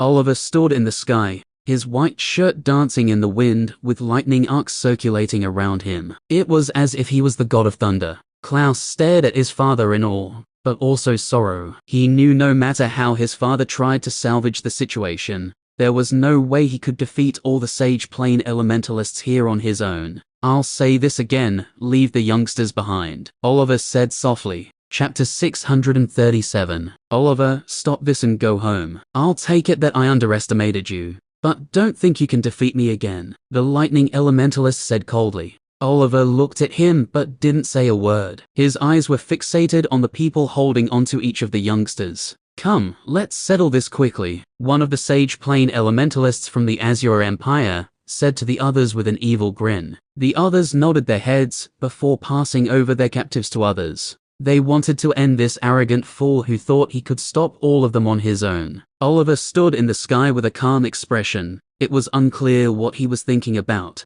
but one thing everyone knew was that he was steady. While Oliver was battling with the lightning elementalist, some Overlord plane guards arrived at the place. Even Instructor Blake and Delia were currently present. Old man Gerald wasn't absent as well. He was accompanied by Dillick, who was also with him. Is he going to be alright? Delia turned to Blake, only to see him clenching his fists tightly. He was grinding his teeth so hard that blood had already started to flow out from the side. He knew that what the principal was doing was a worthless effort, but he couldn't sit by and watch his son and his friends be killed. A few people in the Overlord plane that were in the city were also present here, watching the battle from a safe position. The four people surrounded Oliver, each from one of the four empires. It was unbelievable that these four empires, who usually butted heads against each other, were currently working together. Of course, a single individual in the third stage of the Overlord plane might be able to easily defeat Oliver, but they felt they were too much of a senior, and they didn't want it to look like bullying. Swoosh! Boom! They attacked simultaneously. The person from the Killing Empire was none other than the Fire Elementalist who was with the Lightning Elementalist. The person from the Azure Empire was a Water Elementalist. The one from the Blue Wind Empire was a Wind Elementalist, while the one from the Stellar Empire was a Fire Elementalist. Lightning danced around Oliver's body as he dodged the attacks, while blocking the one he couldn't dodge. Thanks to his superior speed, only the Wind Elementalist was able to properly keep track of him. Whoosh! Bam! Bang! They exchanged moves, and within a minute, Oliver was pushed back by an attack. It was already assumed that he would lose the battle. After all, he couldn't fight against all four of them at the same time. So when the people saw him being pushed back, they didn't find it odd. Only a few people felt sad about his situation. The others were only here for the entertainment. Oliver still had his calm expression even when he was on the brink of being defeated. He didn't panic, rather, he slowly tried to ensure that he took a few hits as he could from his opponents, while preparing a counter. His first target in the battle was none other than the Wind Elementalist. If he could take him out, then his chances of winning would at least come up. Buzz. Swoosh. They continued fighting with greater intensity. Oliver dodged some of their attacks, while intentionally letting a few get to him. He planned to make his opponents drop their guard, then explode out with a powerful attack. And just as he planned, after he was hit 3 more times, his opponents became increasingly smug. Some even went as far as getting close to him. He's very cautious. Since I can't take him out, then the one with the most explosive power will do, he thought to himself. The Wind Elementalist didn't come close to him. However, the Fire Elementalist from the Stellar Empire was the one closest to him. She was a woman who looked to be in her mid-50s. While they were attacking him, Oliver suddenly exploded out with a powerful lightning dome that shot in every direction after it was destroyed. The Fire Elementalist who was closest to him was naturally caught in it. Before she could even retreat, Oliver appeared in front of her, attacking ruthlessly and decisively.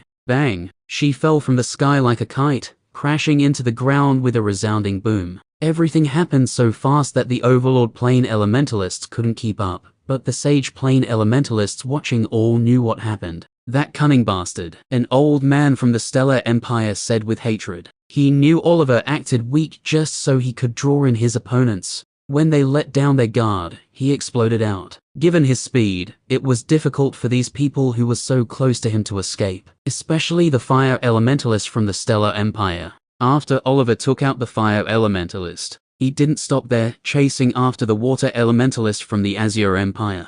Buzz. Crash. A burst of lightning fell from the sky, striking the escaping Water Elementalist.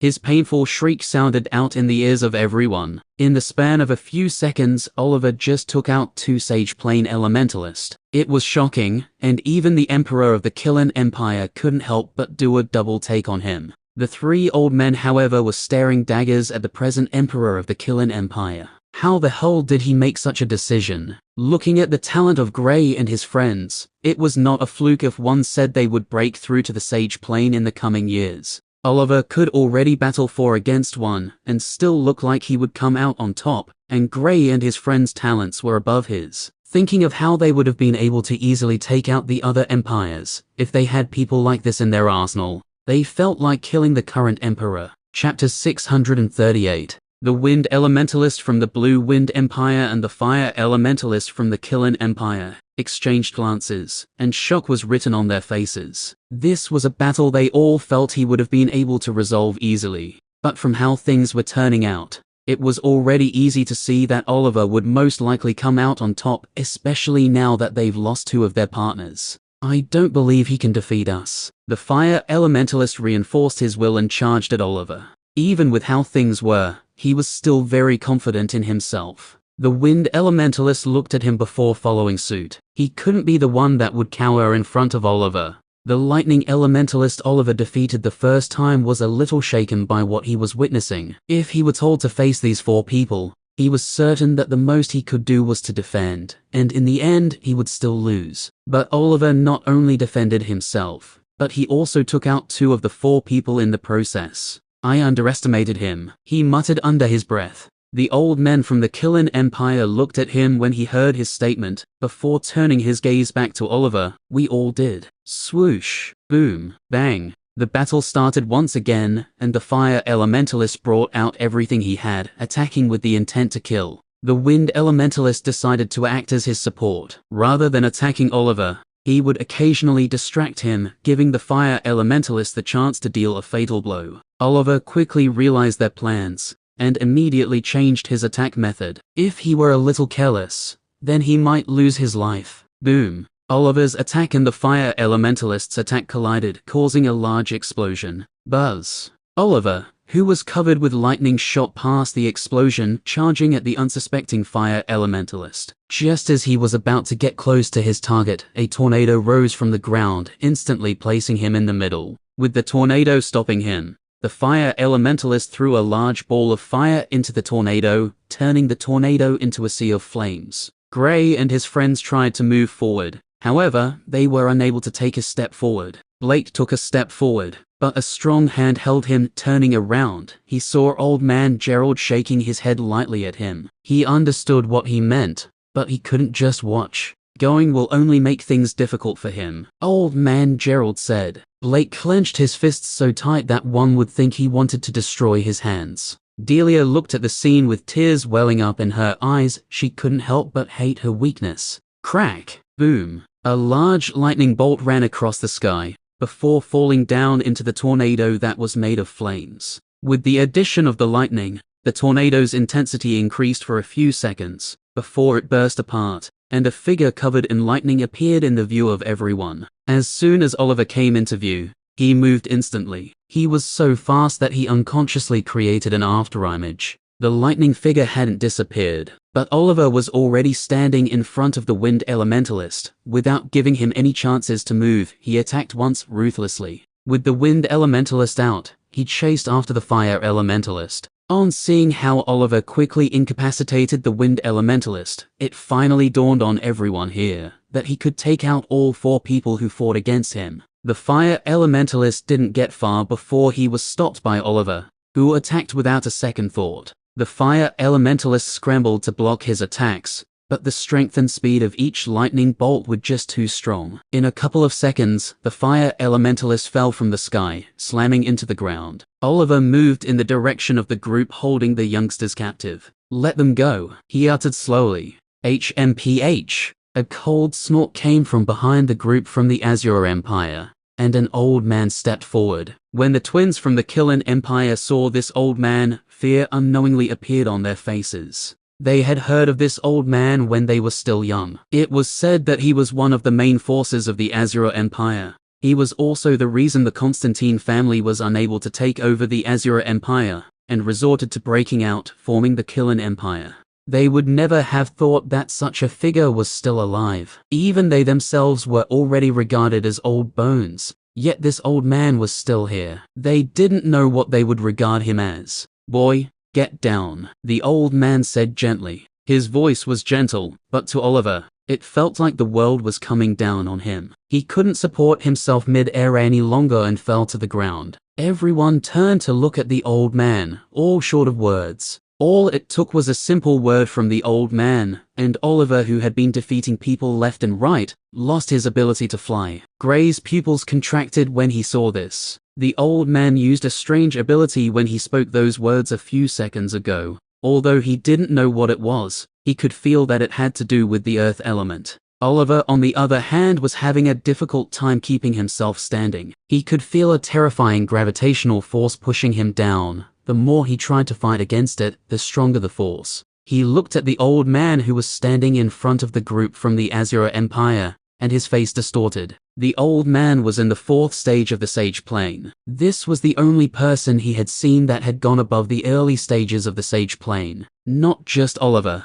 but everyone present here that was in the Sage Plane was stunned by the old man's cultivation stage. Chapter 639. Father. The father of the Emperor of the Killing Empire turned to one of the twins. It's all right. He can't take on all of us, and his trick is only effective in a small area. If he dared to expand it, then the force would be greatly reduced. However, if he were in the presence of Overlord Plane elementalists, then no matter how he expands it, they wouldn't be able to overcome it. One of the twins said. After hearing his explanation, everyone heaved a sigh of relief. Gray was closely listening to their conversation, so after hearing the explanation of the technique the man used, he couldn't help but contemplate it. This was a mysterious yet powerful technique when battling against multiple opponents, so he wouldn't mind learning it. If he had this and his inscriptions, he would be a terror to fight against. He focused his entire being on the area surrounding the principal. This was an opportunity for him to learn, so he naturally wouldn't waste it.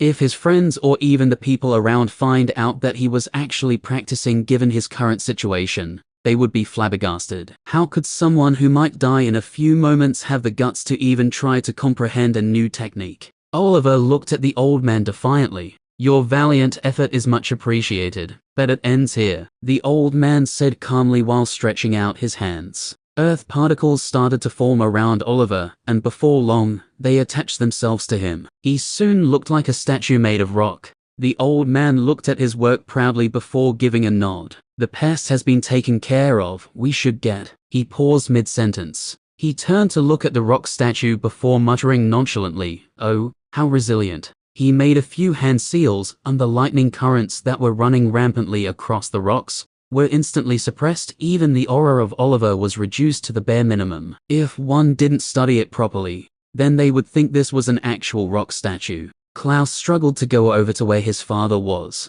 but the old man who stopped his father glanced at him. A simple glance and Klaus's entire body slammed into the ground. His bones even started cracking under the pressure of the gravitational force. But his eyes were bloodshot. He could tell that if no one broke the rock statue, then his father would die within a short period of time. Unfortunately, he couldn't take a step even if he wanted to. Alice and Reynolds stared at him, tears welling up in their eyes as well. They couldn't do anything even if they wanted to. The people holding onto them didn't even give them the chance Klaus had. Gray, on the other hand, was tightly held, and unlike the others, he could feel the true nature of what the old man did, since his entire focus was on that area. At the moment, every single blood cell of the principal was slowly solidifying, turning into a rock as well. If things went on, the internal organs of the principal would turn to rock, and the same would happen to the outer body of the principal. In an hour or so, the principal wouldn't be covered with rocks.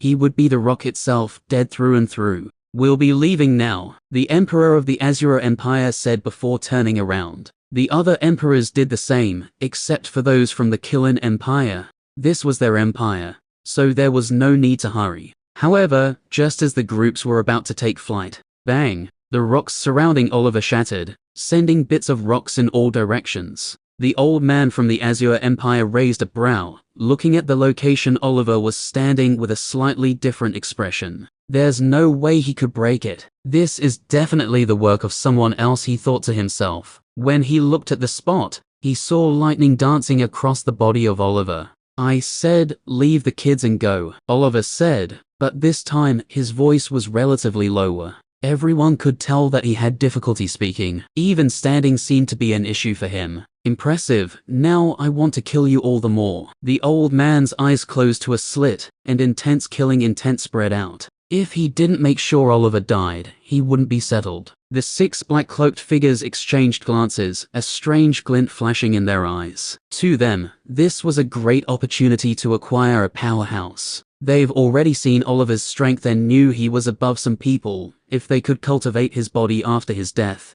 then there's a chance they could increase his strength. The old man stretched out his hand once again, and this time Oliver couldn't withstand the pressure of the gravitational force, and slammed into the ground. His bones shattered from the force, and blood started coming out from his eyes, ears, nose, and mouth. He didn't have the strength to defend himself against the pressure any longer. Breaking out of the rock took everything he got, but he still didn't want to give up. He promised Klaus's mother that he would protect him, and even if it cost him his life, then he would do it. Gritting his teeth, he struggled to get up, but he found out that he couldn't. It was only now that he realized that the bones on his legs were shattered. Even if he doesn't die from this, it would take years for him to recover from this injury. He raised his head and his eyes darted towards Klaus, his stubborn yet playful son. Warmth appeared in his eyes, and he even forced out a smile to him. Klaus was already in tears when he saw this. He knew this was his father preparing to use his last resort, burning his life essence.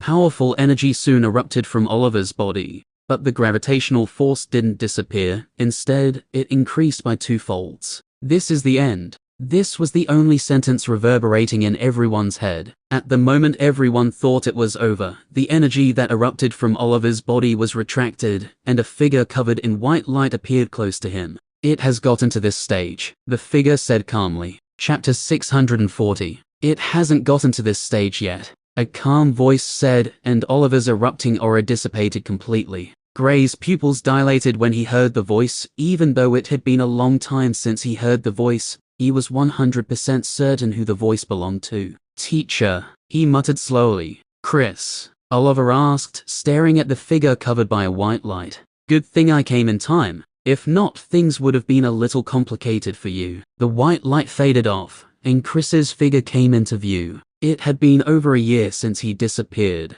and now he was back. When the Emperor of the Killen Empire saw his face, he almost fell to the ground in shock. Chris originally looked like someone who was in his mid-40s, just like Oliver. But now, he looked to be in his early 30s, younger and more vibrant. Everyone could clearly feel that he was brimming with vitality. Who's that? One of the twins asked when he saw the Emperor's reaction. It's Chris, the Emperor said, his expression grave. He's the one I told you about. I remember him, the Emperor's father said with a glint flashing through his eyes. He was regarded as the strongest genius of his generation. He spoke of the few rumors he heard about Chris. Coming from a small background, Chris rose to fame when he was still in the early stages of the arcane plane, defeating multiple people at the mid-stage. His most telling battle was the one he had when he was in the Overlord plane, but that happened a few years after the new Emperor had ascended the throne. Chris's reputation shot to the peak. After all, Sage Plane Elementalists would rarely come out of seclusion, so Overlord Plane Elementalists were regarded as the top figures. Being able to fight against multiple opponents who were all ahead of him by a stage or two meant that he was something different. In Chris's story, the only thing that still surprises people is how they never really heard of him until he got to the peak. The only time they heard of him was when he was in the arcane plane, and since he was still a junior in the arcane plane, people didn't really take him too seriously. There were countless geniuses who had shown promise in the arcane plane, only to end up falling to form their elemental beads, thereby staying in the arcane plane forever. Such a character exists. How come I'm only hearing of him now? One of the twins asked coldly. His expression was severe. From how Chris was able to stop Oliver from burning his life essence, meant that he was stronger than he was. Not only that, but the gravitational force vanished the second he appeared. I'm sorry, grandfather. He had been missing for over a year now, and we thought he was dead. The Emperor bowed to ask for forgiveness. HMPH. The old man snorted coldly, but he didn't reply any longer. Rather, he decided to watch the show. Since he wasn't the one who was attacking Oliver,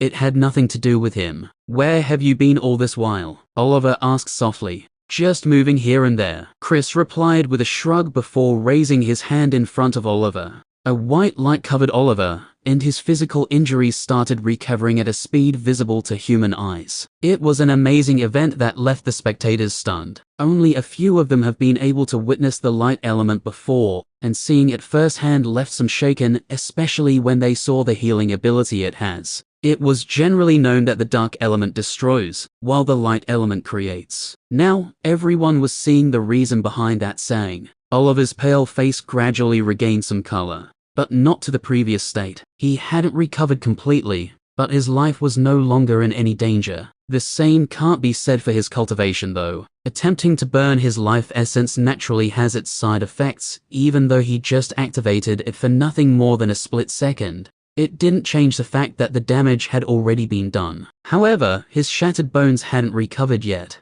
Chris squinted his eyes as he looked at the situation of his friend. He knew things were as simple as they looked. Who are you? An old voice resounded by Chris's ear, accompanied by a frightening gravitational force. Chris raised his head to look at the speaker. He didn't even flinch. It was as if the gravitational force didn't do anything to him. When he saw the old man, his eyes trailed around the group, stopping on Klaus's body. He turned to look in the direction of the Blue Wind Empire, then at the Stellar Empire, and then his gaze finally stopped on Gray's body. Oh, Kid, you've grown so much. Chris nodded his head with a smile, clearly proud of his student's improvement. It's thanks to your teachings, teacher. Gray bowed respectfully. Gray's statement might sound like an exaggeration, given Chris didn't teach him much other than arrays and inscriptions. But since learning about inscriptions and arrays, it had helped Gray in almost all aspects. Without his inscriptions, he wouldn't have the courage to boldly charge head-on into a crowd of people. Neither would he have been able to create a teleportation array, nor the tracking or communication device. Haha, good student. When we're done with this, we'll have a nice long conversation. Chris laughed out loud, completely disregarding the old man from the Azure Empire. How insolent, the old man said coldly before pointing at Chris. A large earthen spear formed and shot at Chris at breakneck speed. Chris stared at the spear before raising a finger, and a small flicker of flame appeared before moving to the front of the spear. Boom. The earthen spear was blasted into smithereens. The flame didn't stop after destroying the spear. It continued on its part, rushing towards the old man. Chapter 641. The old man raised an earthen wall in front of him to block the attack. The flame came in contact with the wall, and the wall broke apart piece by piece, stunning the old man. Luckily, the intensity of the flame reduced after breaking through the wall. The old man prepared his next defense, blocking the attack with all his might. Bam! The impact of the attack pushed him back a few steps. Even after its power has been reduced, it's still this strong. The old man sucked in a deep breath. He didn't think he would encounter someone like Chris here. Gray and his friend's expression was one of surprise. Even Oliver looked at his friend with shock. Chris had only done 2 things since his appearance, but it was clear to see that he was stronger than the old man from the Azure Empire. Hope once again appeared in the eyes of the youths. Blake and Delia had smiles of relief, while old man Gerald sighed in relief. Luckily, I made sure I protected that little brat. Had I followed what others said about him being dead, then I would have been dead by now, old man Gerald thought as he looked at Chris. He had always been afraid of Chris. This was one of the main reasons he tried to keep Gray alive. As time went on, he unknowingly started to view Gray as someone who would be important in the future, so he wanted to create a good relationship with him. The 6 black-cloaked figures exchanged glances. Chris's appearance had changed the flow of things. A vicious smile appeared on the face of one of them, staring at Chris while licking his lips. Such a good vessel. I must get him, the figure said slowly. I see you've set your sights on him, Supreme One. The figure closest to the one who just spoke up said, yes, I'll let these fools take care of him, then swoop in to take him before they kill him. The figure regarded as the Supreme One replied. They retreated to the back of the group from the Blue Wind Empire, waiting patiently like a predator. Chris naturally had no idea what was going through these people's heads, and even if he did, he wouldn't care. Who are you? The old man from the Azure Empire asked once again, but this time, he didn't try to probe Chris' strength. The first attack he did was to check if Chris was powerful, and Chris's counter showed him they were not on the same level, so he naturally didn't want to fight an unnecessary battle. Let my nephew go and scram, Chris said coldly. He turned his gaze to the Blue Wind Empire and the Stellar Empire as well. You two as well, leave the kids and get out. Chris was overbearing as usual, not bothered with what the people from the other empires felt. Strength was the thing that reigned supreme, and since he was the strongest, then these people naturally had to listen to him. The faces of everyone from all 4 empires changed, especially those from the Killing Empire. Unlike the other empires, Chris didn't speak to them.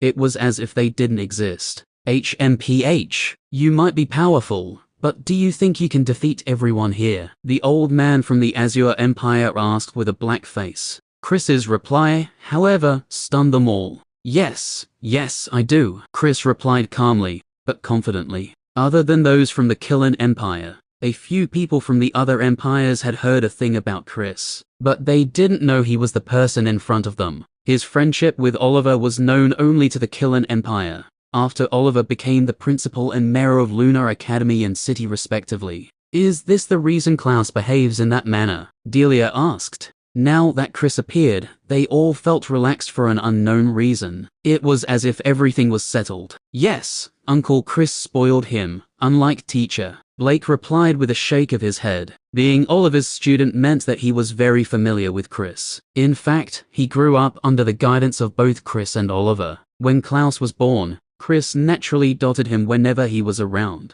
In fact, Chris could be said to be one of the main reasons Klaus was such a troublemaker.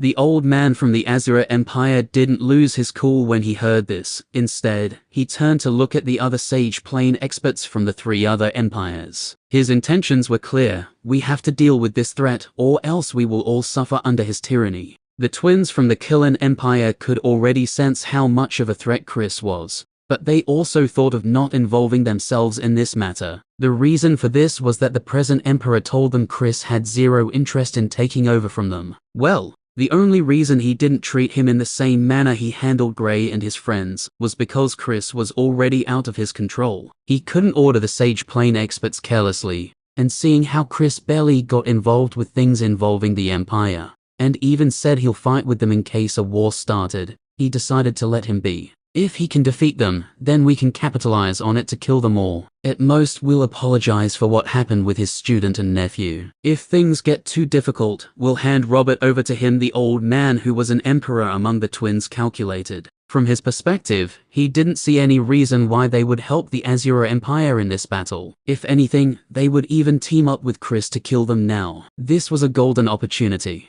The Sage Plane experts from the other 3 empires came out, encircling Chris. What's the meaning of this? The old man from the Azure Empire asked when he saw that those from the Killen Empire weren't showing any signs of stepping forward. Chapter 642. This is not a problem. Augustus Gale, the emperor of the Killen Empire, said calmly. He had the same thoughts as the old men, only in the scenario he planned out in his mind, he didn't add the part where he would be sacrificed if Chris decided to pursue the matter. And he didn't think Chris would, since all he said was that they should let go of kids. If not for the old men from the other empires wanting to see if they could defeat him, then he would have let them go. HMPH, do you think he can defeat us? You don't know what's good for you. The old men snorted before looking at the other 2 empires. You all saw the reaction of the Killen Empire. Once we're done with this fool, then we can team up once again to deal with them. The Sage Plane experts from the other empires exchanged glances. They could all tell that the old man from the Azure Empire wanted to use this opportunity to deal with the Killen Empire. But to be honest, they found the behavior of the Killen Empire shameless, so they nodded in agreement. Chris, who was encircled, sneered when he saw this, and a soft smile crept into his face. He quickly hid the smile. A plan was seemingly brewing in his head. Swoosh, bang. The group started their attack on him. Chris, being a light elementalist, could already be called too fast. Adding his wind element as well, it was impossible for these attacks to touch him. He disappeared with the breeze, appearing thousands of meters away within a second. His current speed was even more terrifying than when Gray uses the Great Void technique. Of course, it's only because Gray has a lower mastery, as well as being on a lower plane. If they were on the same plane, it would be a totally different story. Chris continued dodging the attacks of the group, while using his fire element to send out attacks. Being attacked from different angles made things a little difficult for him, but he still managed to completely dodge all the attacks sent his way.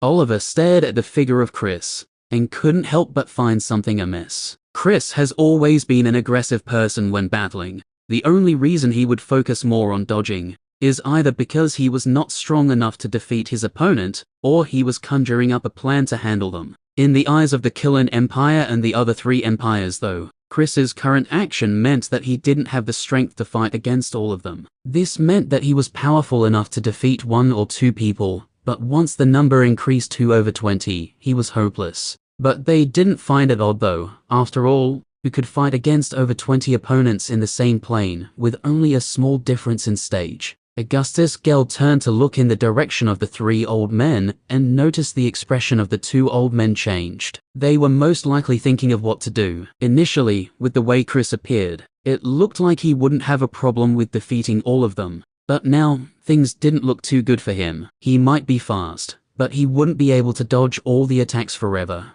The moment he's hit by one, more would follow. If we stand idly and watch, then once they kill him, they will have every reason to gang up on us. However, if we decide to join the battle now, we might draw hatred from that guy. But since we're on our turf, we could still find a way to negotiate with those old guys. The twin brother of the previous emperor said slowly. My thoughts as well. Looks like this guy was only putting on false bravado. Let's watch a little longer. The twin, who was an emperor, replied to his brother's statement. Swoosh, boom, bang. The attacks continued raining on Chris, and after being able to dodge for a minute or so, an attack finally landed on his back, sending him crashing into the ground. Bam! A dust cloud rose into the sky from where he landed. When the dust settled, Chris could be seen standing upright. But a large crater was on the ground, and the trees around a 600 meters radius of where he landed had been blown away by the impact of the crash.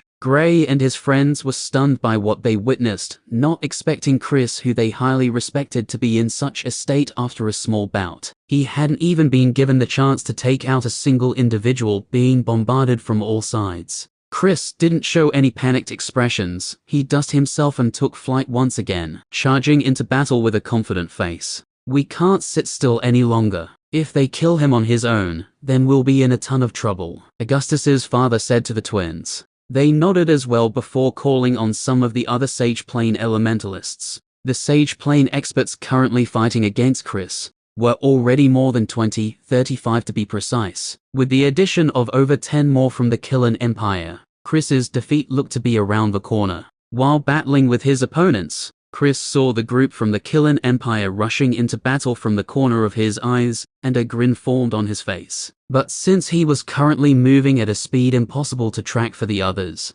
they couldn't see his expression. Just what I was waiting for. To think they didn't even wait for long, he thought to himself. With his speed, even if he couldn't dodge all the attacks, he wouldn't have a problem with dodging most of them, while blocking the rest with his powerful attacks. But he didn't do that immediately. Chris, surrender yourself now, and we will be lenient with you. If not, then you'll die here and now, the father of Augustus yelled as they came into the battlefield. Chapter 643. The group fighting against Chris already knew this would happen, but they couldn't stop them. After all, stopping the group from the Killen Empire might draw their anger. If they joined up with Chris, the result of the battle might be a little different. They've all seen how fast Chris was, so getting any help would reduce the pressure on him, and he would have the ability to use his superior speed to the maximum. At that time, even their numbers wouldn't be able to help against him. Augustus, I've always known you as a weakling. Chris's voice resonated beside Augustus's. He didn't join the battle since he was still at the peak of the Overlord plane. There's no use in begging. You've overdone it this time, Augustus said calmly, with no changes in his expression. Oh really? Chris's amused voice stunned Augustus Gale.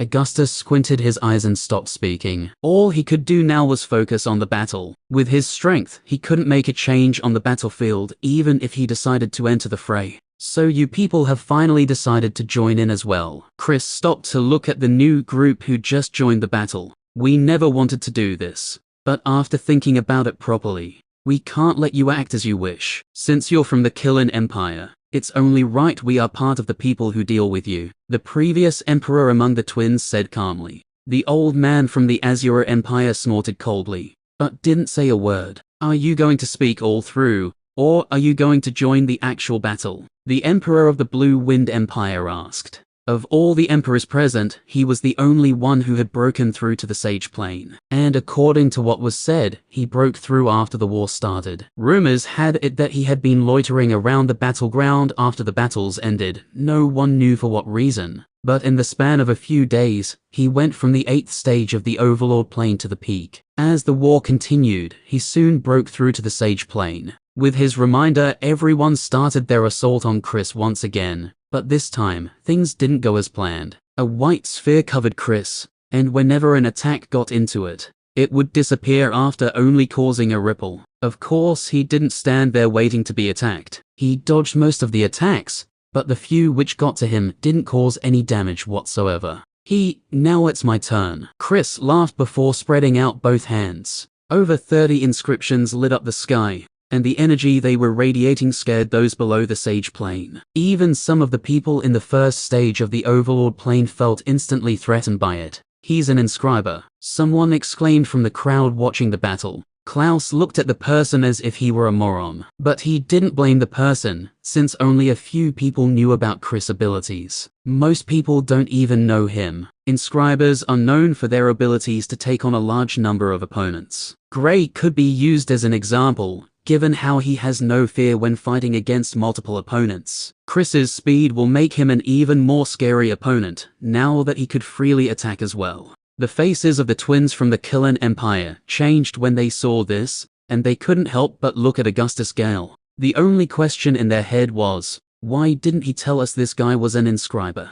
If they knew, they would have tried waiting a little longer. Chris was stronger than everyone here in a one-on-one fight. Since he couldn't attack everyone at the same time, he was put in a bad spot when the battle first started. The situation has taken a drastic turn with the appearance of so many inscriptions. The faces of the old men from all four empires changed. Each inscription seemed to have the strength of a second or third stage Sage Plane Elementalists. This meant that it could threaten most of them here. Even the old man from the Azure Empire who was in the fourth stage was no exception. On seeing what was happening, the 6 black-cloaked figures exchanged glances before disappearing into the void. With the help of the corpse that was a space elementalist. The result of this battle was as clear as day with the appearance of these inscriptions. The only thing it would take is time, but Chris will come out on top in the end. All 30+ inscriptions attacked at the same time, blasting fire elemental attacks toward Chris's opponents. Swoosh, boom, bang, bam.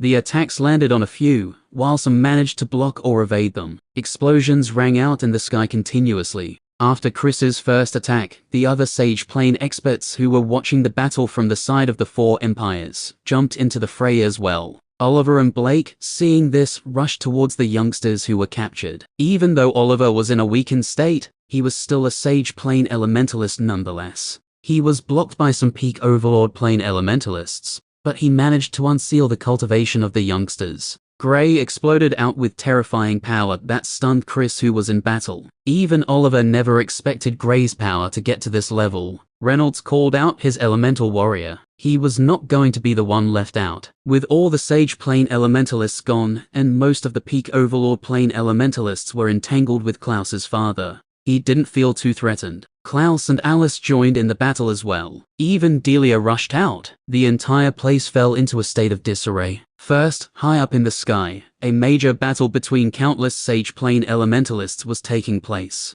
Now, on the ground, a battle was taking place as well. To most of the people who had stayed in the capital all of their lives, they had never felt as excited as they were currently. Chapter 644. Boom, bam, bang. The battle continued with more vigor. Gray and Blake had gone all out against their opponents, with Gray even releasing multiple Chaos Orbs. Since he's still in the fusion state, it didn't require much from him. Klaus and Reynolds, on the other hand, were dealing with most of the mid-stage Overlord Plane Elementalists. Klaus's ice abilities were second to none in the Azure continent, and it was laid bare for all to see. Old man Gerald, who was watching the battle, signaled to Dillick for him to join in on the battle. Even though Gray and Blake seemed to be fine, the number of opponents they were fighting was just too much for them. Dillick was already at the peak of the Overlord plane, and his strength was not something others on his stage could take lightly. Just like the inscriptions that lit up the sky, another set of inscriptions appeared, but this time, the color of the flame was blue. Like teacher, like student, Old man Gerald said with a chuckle when he saw this.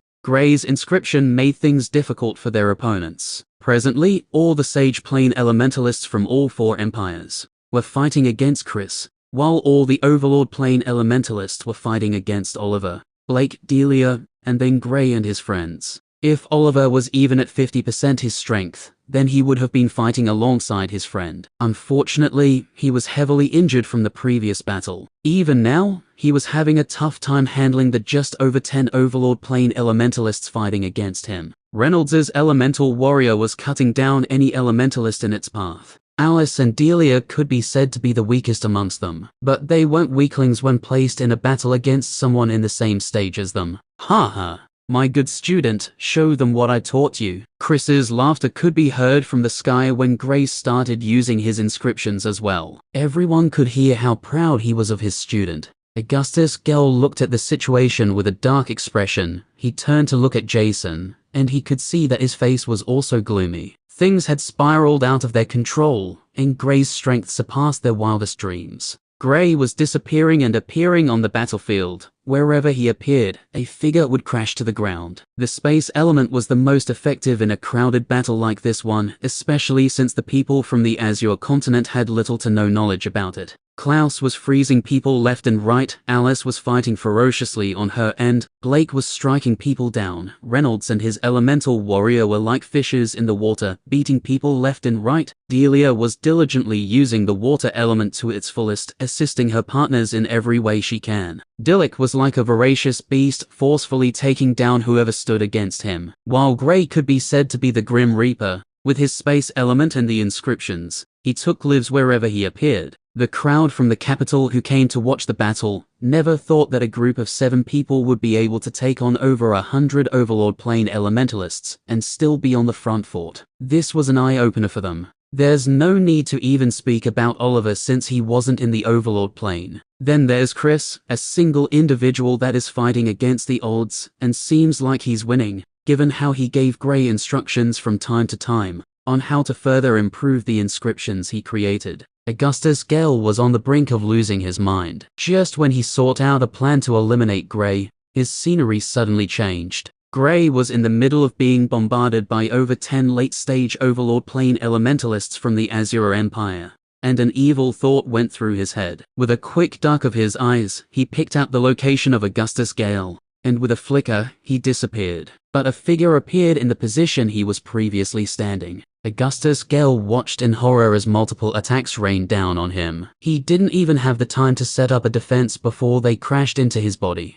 "You animals!" Boom. His scream was cut short by a loud explosion, but everyone in the area still heard it clearly. Gray, on the other hand, was standing behind Jason, the Crown Prince. He shoved him onto the battlefield, and just like his father, he was quickly dealt with by some people from the Blue Wind Empire. Even though Gray was the main instigator, these people all had the time to retract their attacks, but they refused since this was a golden opportunity for them. The Emperor and the Crown Prince of the Killen Empire were lost in a matter of a few seconds. Gray had an indifferent look as he once again charged into battle. These were people who wanted him dead, so there was no way he was going to go easy on them. The Overlord Plane elementalists from the Killen Empire naturally witnessed what happened, and it didn't take long before a few attacked people from the Blue Wind and Azure Empire. All it took was a single well-thought-out plan from Gray, and comrades became enemies. However, this was easy only because these people never really thought of one another as comrades.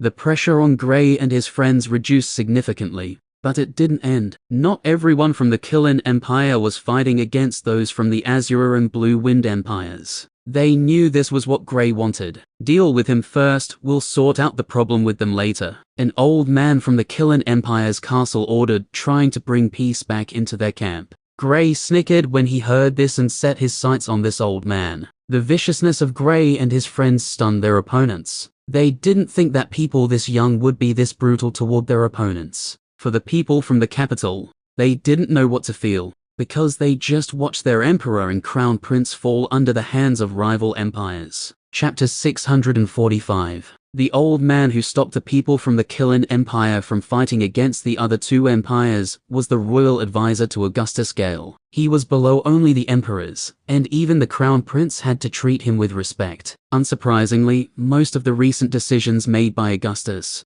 have been influenced by him. This man was amongst the strongest peak stage Overlord Plane elementalists on the battlefield, and he was one of the people fighting against Oliver. Seeing Gray's gaze, he didn't shy away, but he locked his eyes on him. He left Oliver and rushed towards Gray. Gray did the same as well. There were people in his front which he naturally took down on the way. However, just as he was about to get within 100 meters of the royal advisor, he noticed something strange. "Void," he called out. "Don't worry. I've sensed it as well," Void replied. Void had been hiding throughout the battle. He would occasionally drag 1 or 2 people into a spatial tunnel and let the space turbulence deal with him. But because Gray and his friends were fighting violently, very few people noticed it. Most of the people who noticed it was also dragged away before they could spill the beans. A peak overlord plane elementalists could be seen approaching Delia and Alice at breakneck speed. No one expected that two peak overlord plane elementalists would take the risk of leaving Oliver to deal damage to any of Gray's friends. But they did. Dillick was fighting against two late-stage overlord plane elementalists, so he didn't have the time to head there. Blake's situation was more difficult since over 5 late-stage overlord plane elementalists crowded him. Gray could easily appear close to them, but he wanted the old man to relax his guard, then he would take him out. Gray stopped and looked in the direction of Alice and Delia, and a smile crept up on the face of the old man. "I'll take out your friends one by one." The royal advisor laughed evilly before he continued his charge in Gray's direction. Gray acted as if he were distracted by Alice and Delia's safety, and even turned his back to the old man, seemingly trying to rush in their direction. In the end, a kid will never be as experienced as an old man. Most of the advanced people in the Killen Empire who were in the Overlord plane sighed when they saw Gray's decision. In a life and death battle, a small mistake can cost one their life, and Gray is about to learn that. The old man didn't hold back as a powerful lightning spear shot towards Gray's back. A smile crept up on Gray's face as he disappeared. The spear shot straight past where he was standing, and an unsuspecting Overlord plane elementalist from the Azure Empire was stabbed by it. The spear went through his head, opening a hole in it before it continued moving forward. After it took out the second person, people from the battlefield quickly noticed it. Gray appeared behind the royal advisor, and the old man's expression changed drastically. He felt as if he was trapped in an illusion, and he was standing in a sea of fire. Unfortunately for him, it wasn't an illusion. He truly was standing in a sea of blue flames, and Gray was watching him from above like a god. This was his own domain, the first domain of his multiple elements, the domain of fire. "I've finally gotten it," Gray thought to himself. The peak Overlord plane elementalist who was about to reach Alice and Delia was left dumbstruck when he appeared over 300 meters away from them. Before he could move, he sensed a life-threatening aura. Unfortunately, he didn't have anywhere to go. Void activated his domain at the same time Gray awakened his domain of fire. He shot a glance at Gray, not too surprised he awakened it this early. Of all Gray's elements, he knew that Gray's mastery of the fire element was far above the others. It was only a matter of time. If the people of the Aurora continent found out that there were two monsters who awakened their domains while they were still in the Overlord plane, it was impossible to say what their reactions would be. Two peak Overlord plane elementalists were taken out of the picture at the same time. The scene in particular of the royal advisor burning to ashes in an instant was just as frightening as the scene of the peak Overlord plane elementalist who wanted to ambush Alice and Delia, disappearing bit by bit. The people from the Royal and Starlight Academy who were present felt hard-pressed by what they were watching. One had to know that Gray and his friends were around the same age as them. Some of them were even older than they were, yet they could not engage in a battle of this caliber. Yet Gray and his friends were doing it. Of course, they had been injured in the fight. It was naturally given the overwhelming number of their opponents. But the fact that they are still alive was a testament to how powerful they were. Swoosh, boom, bang. The battle raged on, and Gray was increasingly becoming more dominant as time went on. With the awakening of his domain of fire, he wreaked havoc on the battlefield. Even Blake and Dillick subconsciously gave him space whenever he got close to them. Klaus and Reynolds were short of words when they saw the domain of fire. "Damn, I want to do something like that as well," they both screamed in their heads. Klaus even went as far as envisioning himself as he stood in a field covered with ice, and lorded over all inside. Bam! An attack smacked him to the ground, waking him up from his daydreaming. "FCK, who did that? Come out now," he yelled in annoyance from the ground before rushing into the battlefield once again. Chapter 646.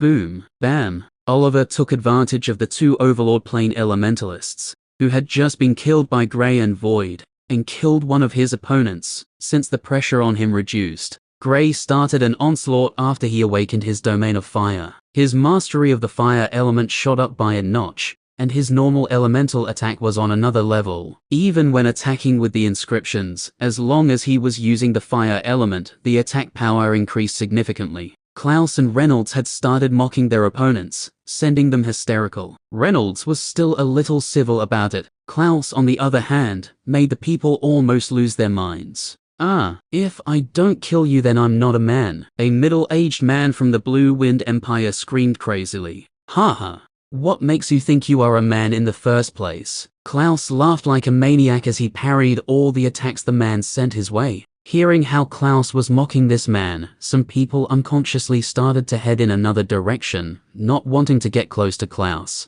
He was not only fighting a physical battle, but he seemed as if he wanted to break the mental state of his opponent. This was not something many of them could bear. Sometimes, words are more fatal than physical assault. Boom, bam, bang. The battle raged on. While they were fighting, a figure suddenly fell from the sky, crashing into the ground with tremendous force. When everyone looked at who it was one of the Sage Plane Elementalists from the Azure Empire. Before those from the Azure Empire could get over the shock, another figure slammed into the ground. It was followed by two more in quick succession. When they saw the second figure, their eyes nearly bulged out. It was the old man who was in the fourth stage of the Sage Plane. Looking at all the figures that were falling from the sky, it was surprisingly all those who held power in each of the empires. It was just like what Grey was doing. Chris was also taking out all the heads. If the emperors and their advisors were killed, the others fighting would naturally stop their attacks. They didn't need to take out all the top individuals, but at least most of them should be eliminated to stop this war. 10 more minutes went on and the battle had gotten to its peak. All 4 emperors and their advisors were dead. The Killen Empire had it worse since they not only lost their emperor, but also lost the crown prince. The 3 old men from the Killen Empire's castle were also dead under Chris' assault. The Sage Plane Elementalists fighting against Chris already knew victory was out of sight. A few minutes earlier, when the Killen Empire joined the assault on Chris, after Chris brought out his inscriptions, the 6 black-cloaked figures escaped into the void when they realized this was a lost battle. In the void, "We'll clean up when they're done fighting," the figure regarded as the Supreme One said calmly. "Just what I had in mind, Supreme One," one of the figures said with head bowed. "TSK, ESK, to think you vile things managed to sneak into this place." A voice came from behind them which stunned the 6 figures. This was a personal space created by the corpse beside them. It would take one with great powers to come in without them noticing. "Who are you?" the figure known as the Supreme One asked coldly. "It's none of your business. What I'm more interested in is why your kind is here." The figure of an old man appeared. He couldn't really be called an old man, since other than his white hair, he still had the face of someone who was in their early 40s. He was dressed casually, and could easily be mistaken for a normal person, but these figures didn't dare to take him as such. This was the man Grey's mother left to guard him. Of course, he hadn't really done much for Grey, but he had been able to help him subtlety a few times. "HMPH, you're not qualified enough to question us." The figure known as the Supreme One snorted coldly. Hair, still so proud. The old man was a little confused by their proud demeanors. The 6 figures disappeared into the void, along with the Space Elementalist corpse, but they left another corpse for the man to deal with. The man squinted his eyes and stretched out his hand. He opened his palm wide and closed it instantly, and the corpse before him vanished into thin air. "Can't even put up a single resistance," the man smirked before tearing open the void and rushing after the 6 black-cloaked figures. A few thousand kilometers away from where the battle was taking place, a tear opened in the sky and 7 figures were thrown out of the void. A man casually stepped out of the fissure after them, staring at the figures beneath him. "Don't force my hand. If I decide to go all out, countless people here would die." The figure known as the Supreme One amongst the black-cloaked figures yelled angrily. "You obviously can't deal with me. Now, just stay still and die," the man said before attacking. A bright light shot out of his hands, rushing into the bodies of the 6 black-cloaked figures. It was so fast that before the figures could move, it had entered their bodies. The figures shrieked and started squirming around, clearly from discomfort. The man standing in the sky squinted his eyes as he stared at them before muttering, "So it's true that the bane of necromancers is the light element. No wonder they escaped the moment that guy showed his true strength." While looking at the figures, something caught his eyes, and his expression changed drastically. "This is impossible. It can't be them." He vanished, appearing on the spot where the figures were still twisting their bodies around, and a hole could be seen on their stomach. He waved his hand and the bodies shifted to the side. Below the bodies were holes that ran deep into the ground. You cannot escape, not under my watch. The man's expression finally turned serious, and he pointed at the holes. 6 bright lights shot from his finger into the holes. Each light acted like a rope that was alive, drilling into the holes, going after the creatures that escaped from the bodies on the ground. Chapter 647. Deep underground. The 6 small figures could be seen burrowing through the ground at an almost impossible speed. Of all the figures, one of them was particularly captivating, since it was completely red in color. Each creature had different colors, but they were mostly black and white. 2 of them had ash-colored skins, but the red one was bigger than the rest. While they were making their escape, they sensed a white light chasing after them. Damn it, can't he give up? One of the figures exclaimed in anger. Of the 6 figures, it was the slowest one, and before long, it was caught by the white light. The light acted like a snake and wrapped itself around it before dragging the figure out of the ground. When the light caught it, it shrieked in pain, and one could see that its body was visibly burning. It was as if the light element was burning it as soon as it made contact with it. After the first one was caught, the other 5 were caught right after. Above ground, the white-haired man was standing with both hands behind his back as he stared at the 6 creatures. This was the first time he was seeing them, but he had heard of them before. These were the things that started the Great War, which was later regarded as the Great War of Gods. They were things that were said to have been lost, but here they were, in front of him. He was both shocked and scared. These guys could be said to be the founders of necromancy in the Aurora continent. After coming into this world, they started teaching people their vile ways. They even went as far as catching and training geniuses, only to kill them when they've bloomed. Only darkness elementalists could learn their skills, so the other elementalists were useless to them. The white-haired man continued studying the 6 figures, and they were doing the same to him. Only unlike him, they were also threatening to kill his entire family. Keep quiet. He waved his hand and the white light covered the mouths of the ones speaking. Only the red one was left to speak. How are you guys still alive? He asked. You want to get information from me? An amused smile appeared on the face of the Supreme One before it added, impossible. I'm not too obliged to take information from you. I could just kill you. It wouldn't change anything, the man said calmly. He knew these things wouldn't give him what he wanted, but there was no harm in trying. He asked a few more questions,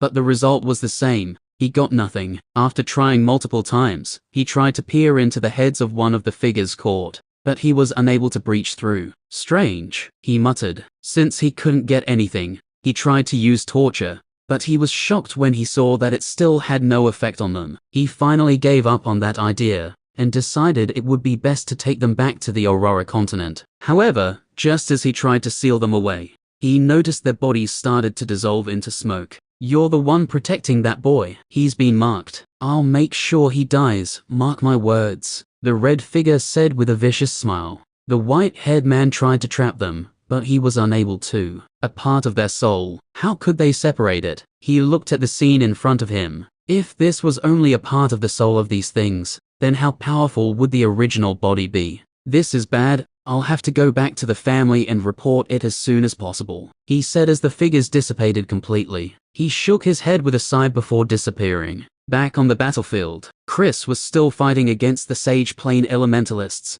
when the Emperor of the Blue Wind Empire started to twist his body in an unusual way. Chris didn't think about it, and instantly covered him with a white ray of light. Even though the light element is known for its speed and healing abilities, it was still a powerful element used for fighting. The Emperor suddenly shrieked as a small creature crawled out of his stomach trying to escape. Unfortunately, Chris used the light element and it vanished, just like its counterparts that were destroyed by the white-haired man. The battle didn't take long. With all the leaders killed, the others saw no other reason in fighting. Even Gray had deactivated his fusion state, going back to his normal strength. Chris appeared behind him, a calm expression on his face. Student, you've awakened your domain, Chris asks, but one could sense a slight hint of jealousy in his voice. And, since when did you have the fire element? I only awakened it today. As for the fire element, it's a long story, Gray replied with a calm tone.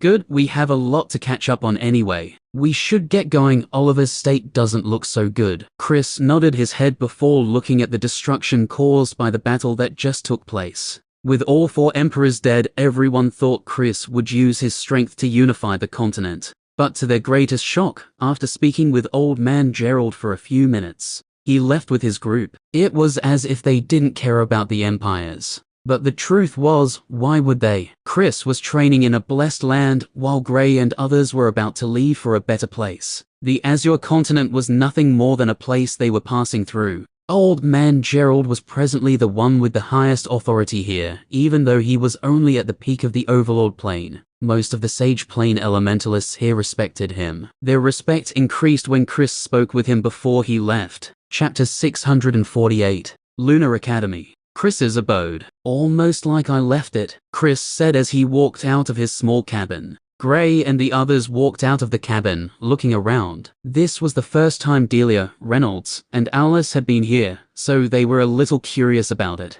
Klaus had been here a few times with his father, so he wasn't interested in anything here. Oliver was the only one left in the cabin. He could be seen lying on the bed there. After the battle ended, he entered a weakened state. Chris had helped as much as he could, but this was out of his hand. How did you 4 improve so fast? Chris asked after sitting leisurely on his chair outside the cabin. The trial land. Gray's reply was simple. This was the main reason they improved at the pace they did, so he naturally gave it all the credit. Chris looked at the group and nodded his head in approval. Thinking about the trial land, he couldn't help but shake his head at the thought of his experience there. No one knew he had been in the trial land training for so long. Uncle, how come you look younger? Klaus asked curiously. What do you mean? I've always looked like this. Chris raised a brow when he heard Klaus's question. Hair. Klaus didn't say a word, but his reaction already showed what he wanted to say. Chris waved his hand. Splash. The sound of a figure falling into the water reverberated out,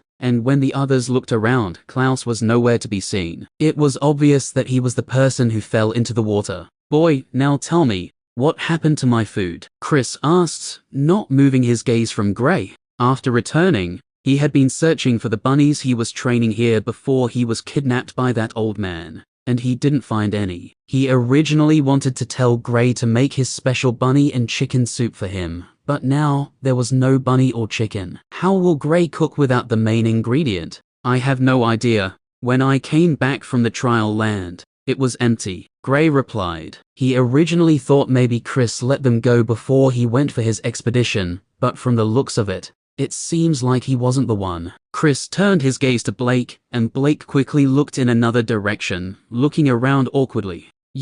What did you do to my barn? Chris was a little annoyed that his barn was empty. You were missing and Gray was in the trial land. There was no one to take care of them, so I gave them out. Blake coughed awkwardly. My chickens and bunnies. Chris muttered slowly. Void, who had been studying Chris all this while, was a little taken aback by his behavior. If one didn't know, they would think he cherished the chickens and bunnies. But the truth was that he only cherished them when he was eating them. Delia and Alice closed their mouths as they laughed silently. Blake scratched his head awkwardly, while Klaus came out of the water, all dried up. He was a water elementalist, so removing the water from his clothes was an easy feat. Blake finally went to get chickens and bunnies from the city for Chris. When Gray saw a bunny in front of him, a rare image appeared in his head, and it was that of a bunny that was laughing mischievously. He shuddered from the thought of his suffering when he encountered that particular bunny. Void knew what he was thinking about, since he had also fallen victim to the bunny's tricks.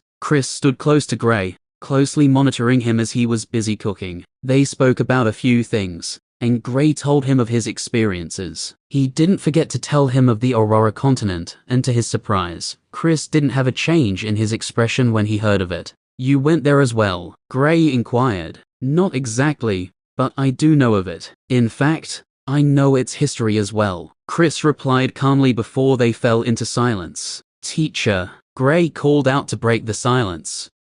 Chris looked at his student. Was Brown? Gray asked. Since Chris appeared, he had been searching for the Griffin for a while now, but he still hadn't sensed any sign of her. He naturally missed Brown. Oh, she's on the verge of breaking through to the Sage Plane and becoming a rank 6 magical beast. Chris replied. One could sense the relief in his voice. When he was in the Overlord plane, Brown was still a rank 4 magical beast, but in the space of almost 2 years, She had gone from rank 4 to almost becoming a rank 6 beast. Given how things were before he left, he was certain that she would break through before he returned. "Oh, where is she?" Gray asked curiously. "That's a secret for now. Focus on your job. It's been so long I ate something." Chris was almost drooling as he stared at the pot. Gray chuckled before going back to cooking. He usually has a large number of ingredients with him, so other than the chickens and bunnies, they didn't need to buy anything else.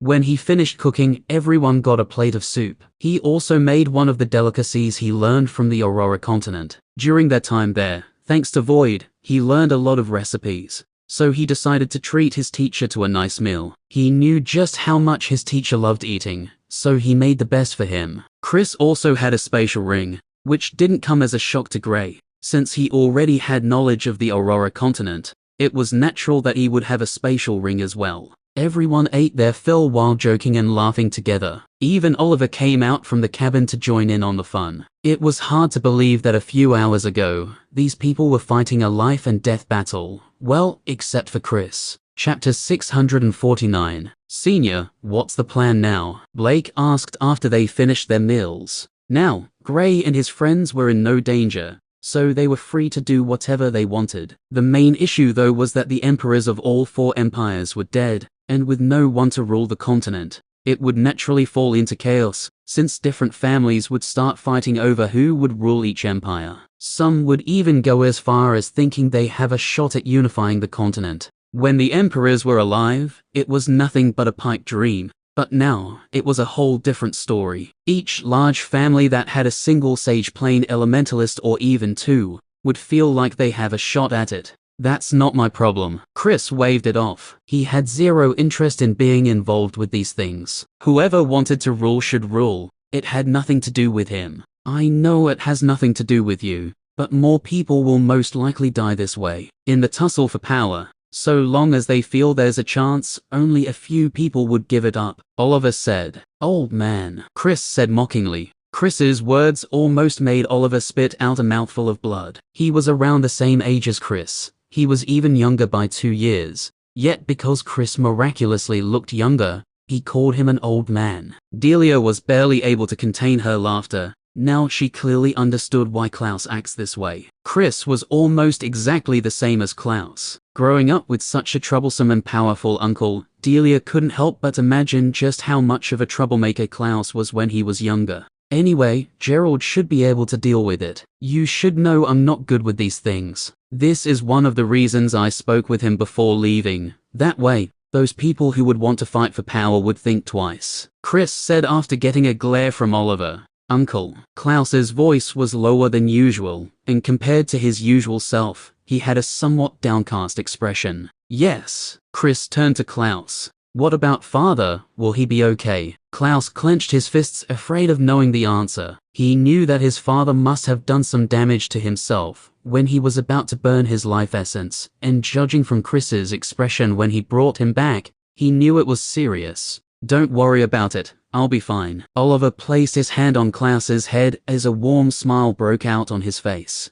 He didn't really care about many things, but Klaus was his reason for living. As long as Klaus was okay, he was fine, even if it meant that he would lose his strength or be unable to advance later in his cultivation. Don't worry, kid. I may not be able to help him, but I think I know someone who can. Chris ruffled Klaus's hair before turning to look at his friend. Oliver smiled but didn't say anything. He knew the extent of his injury, and it would be almost impossible, if not even impossible, for him to recover again. His cultivation may not depreciate, but his strength will. He will gradually lose strength, but he will be unable to gain any. This means that he might be in the Sage Plane, but his strength would slowly fall to the Overlord Plane, and as time goes on, it would fall lower. The group stayed together for that day. Later that night, Chris started to teach Gray what he learned about arrays from the old man. Gray also showed him all he had learned as well. Chris was intrigued mainly with the array that used multiple elements to strengthen it. They stayed all through the night speaking about arrays. It was only when Klaus and the others came did they realize it was already dawn. Your knowledge of arrays is amazing. I was right to teach you about it. Chris sighed, satisfied with his student. Gray bowed to show his respect to his teacher. While they were still speaking, Gray received a message from Old Man Gerald. The message stated that he wanted to meet up with Chris. Gray didn't find this unexpected. With the state of the continent, even though Old Man Gerald knew that all the decisions lay in his hands right now, he still wanted to get approval from Chris before going on with any plans. While Gray was preparing to go to welcome Old Man Gerald, Alice told the group she would be leaving to meet up with her family. She knew where they were hiding, so it wouldn't be difficult for her to locate them. Reynolds also said the same thing. He had been running for a while now, so he wanted to go and check up on his parents and younger brother. They knew once they came back from this journey, they would be traveling to a new continent, starting a new journey. They didn't know what the future held, so every moment with their families naturally counted.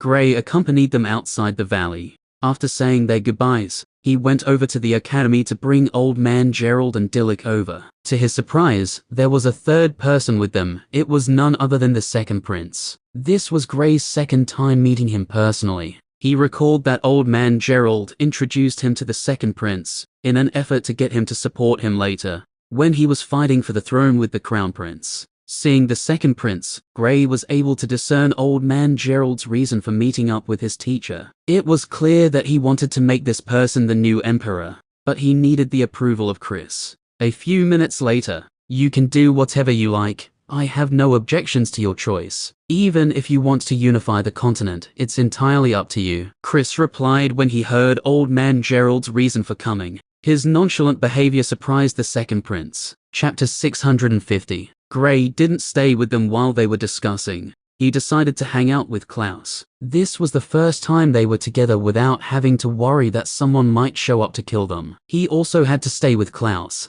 so he could accompany him. For someone who was usually cheerful, Klaus had been down lately. He might still make some sarcastic remarks from time to time, but everyone knew that his father's injury was getting to him. "I want to get stronger." Klaus stared at the lake in the valley. "We all do, but we can't get there instantly. It'll take some time," Gray replied. When the principal was being attacked by that earth elementalist, he too hated his helplessness. Although he tried to learn the method as to how the old man was increasing the gravitational force, he also wanted to help out. Unfortunately, even if he used the fusion state, it was of no use. During the previous night, he had offered one of the vials containing the healing tonic gotten from the blooming vipers, but it still did nothing. It was just like the time Void was injured. No physical treatment could help him. The principal's case was not as severe as Void's, but it was still a cause for concern for them. "Any news on your family yet?" Klaus asked.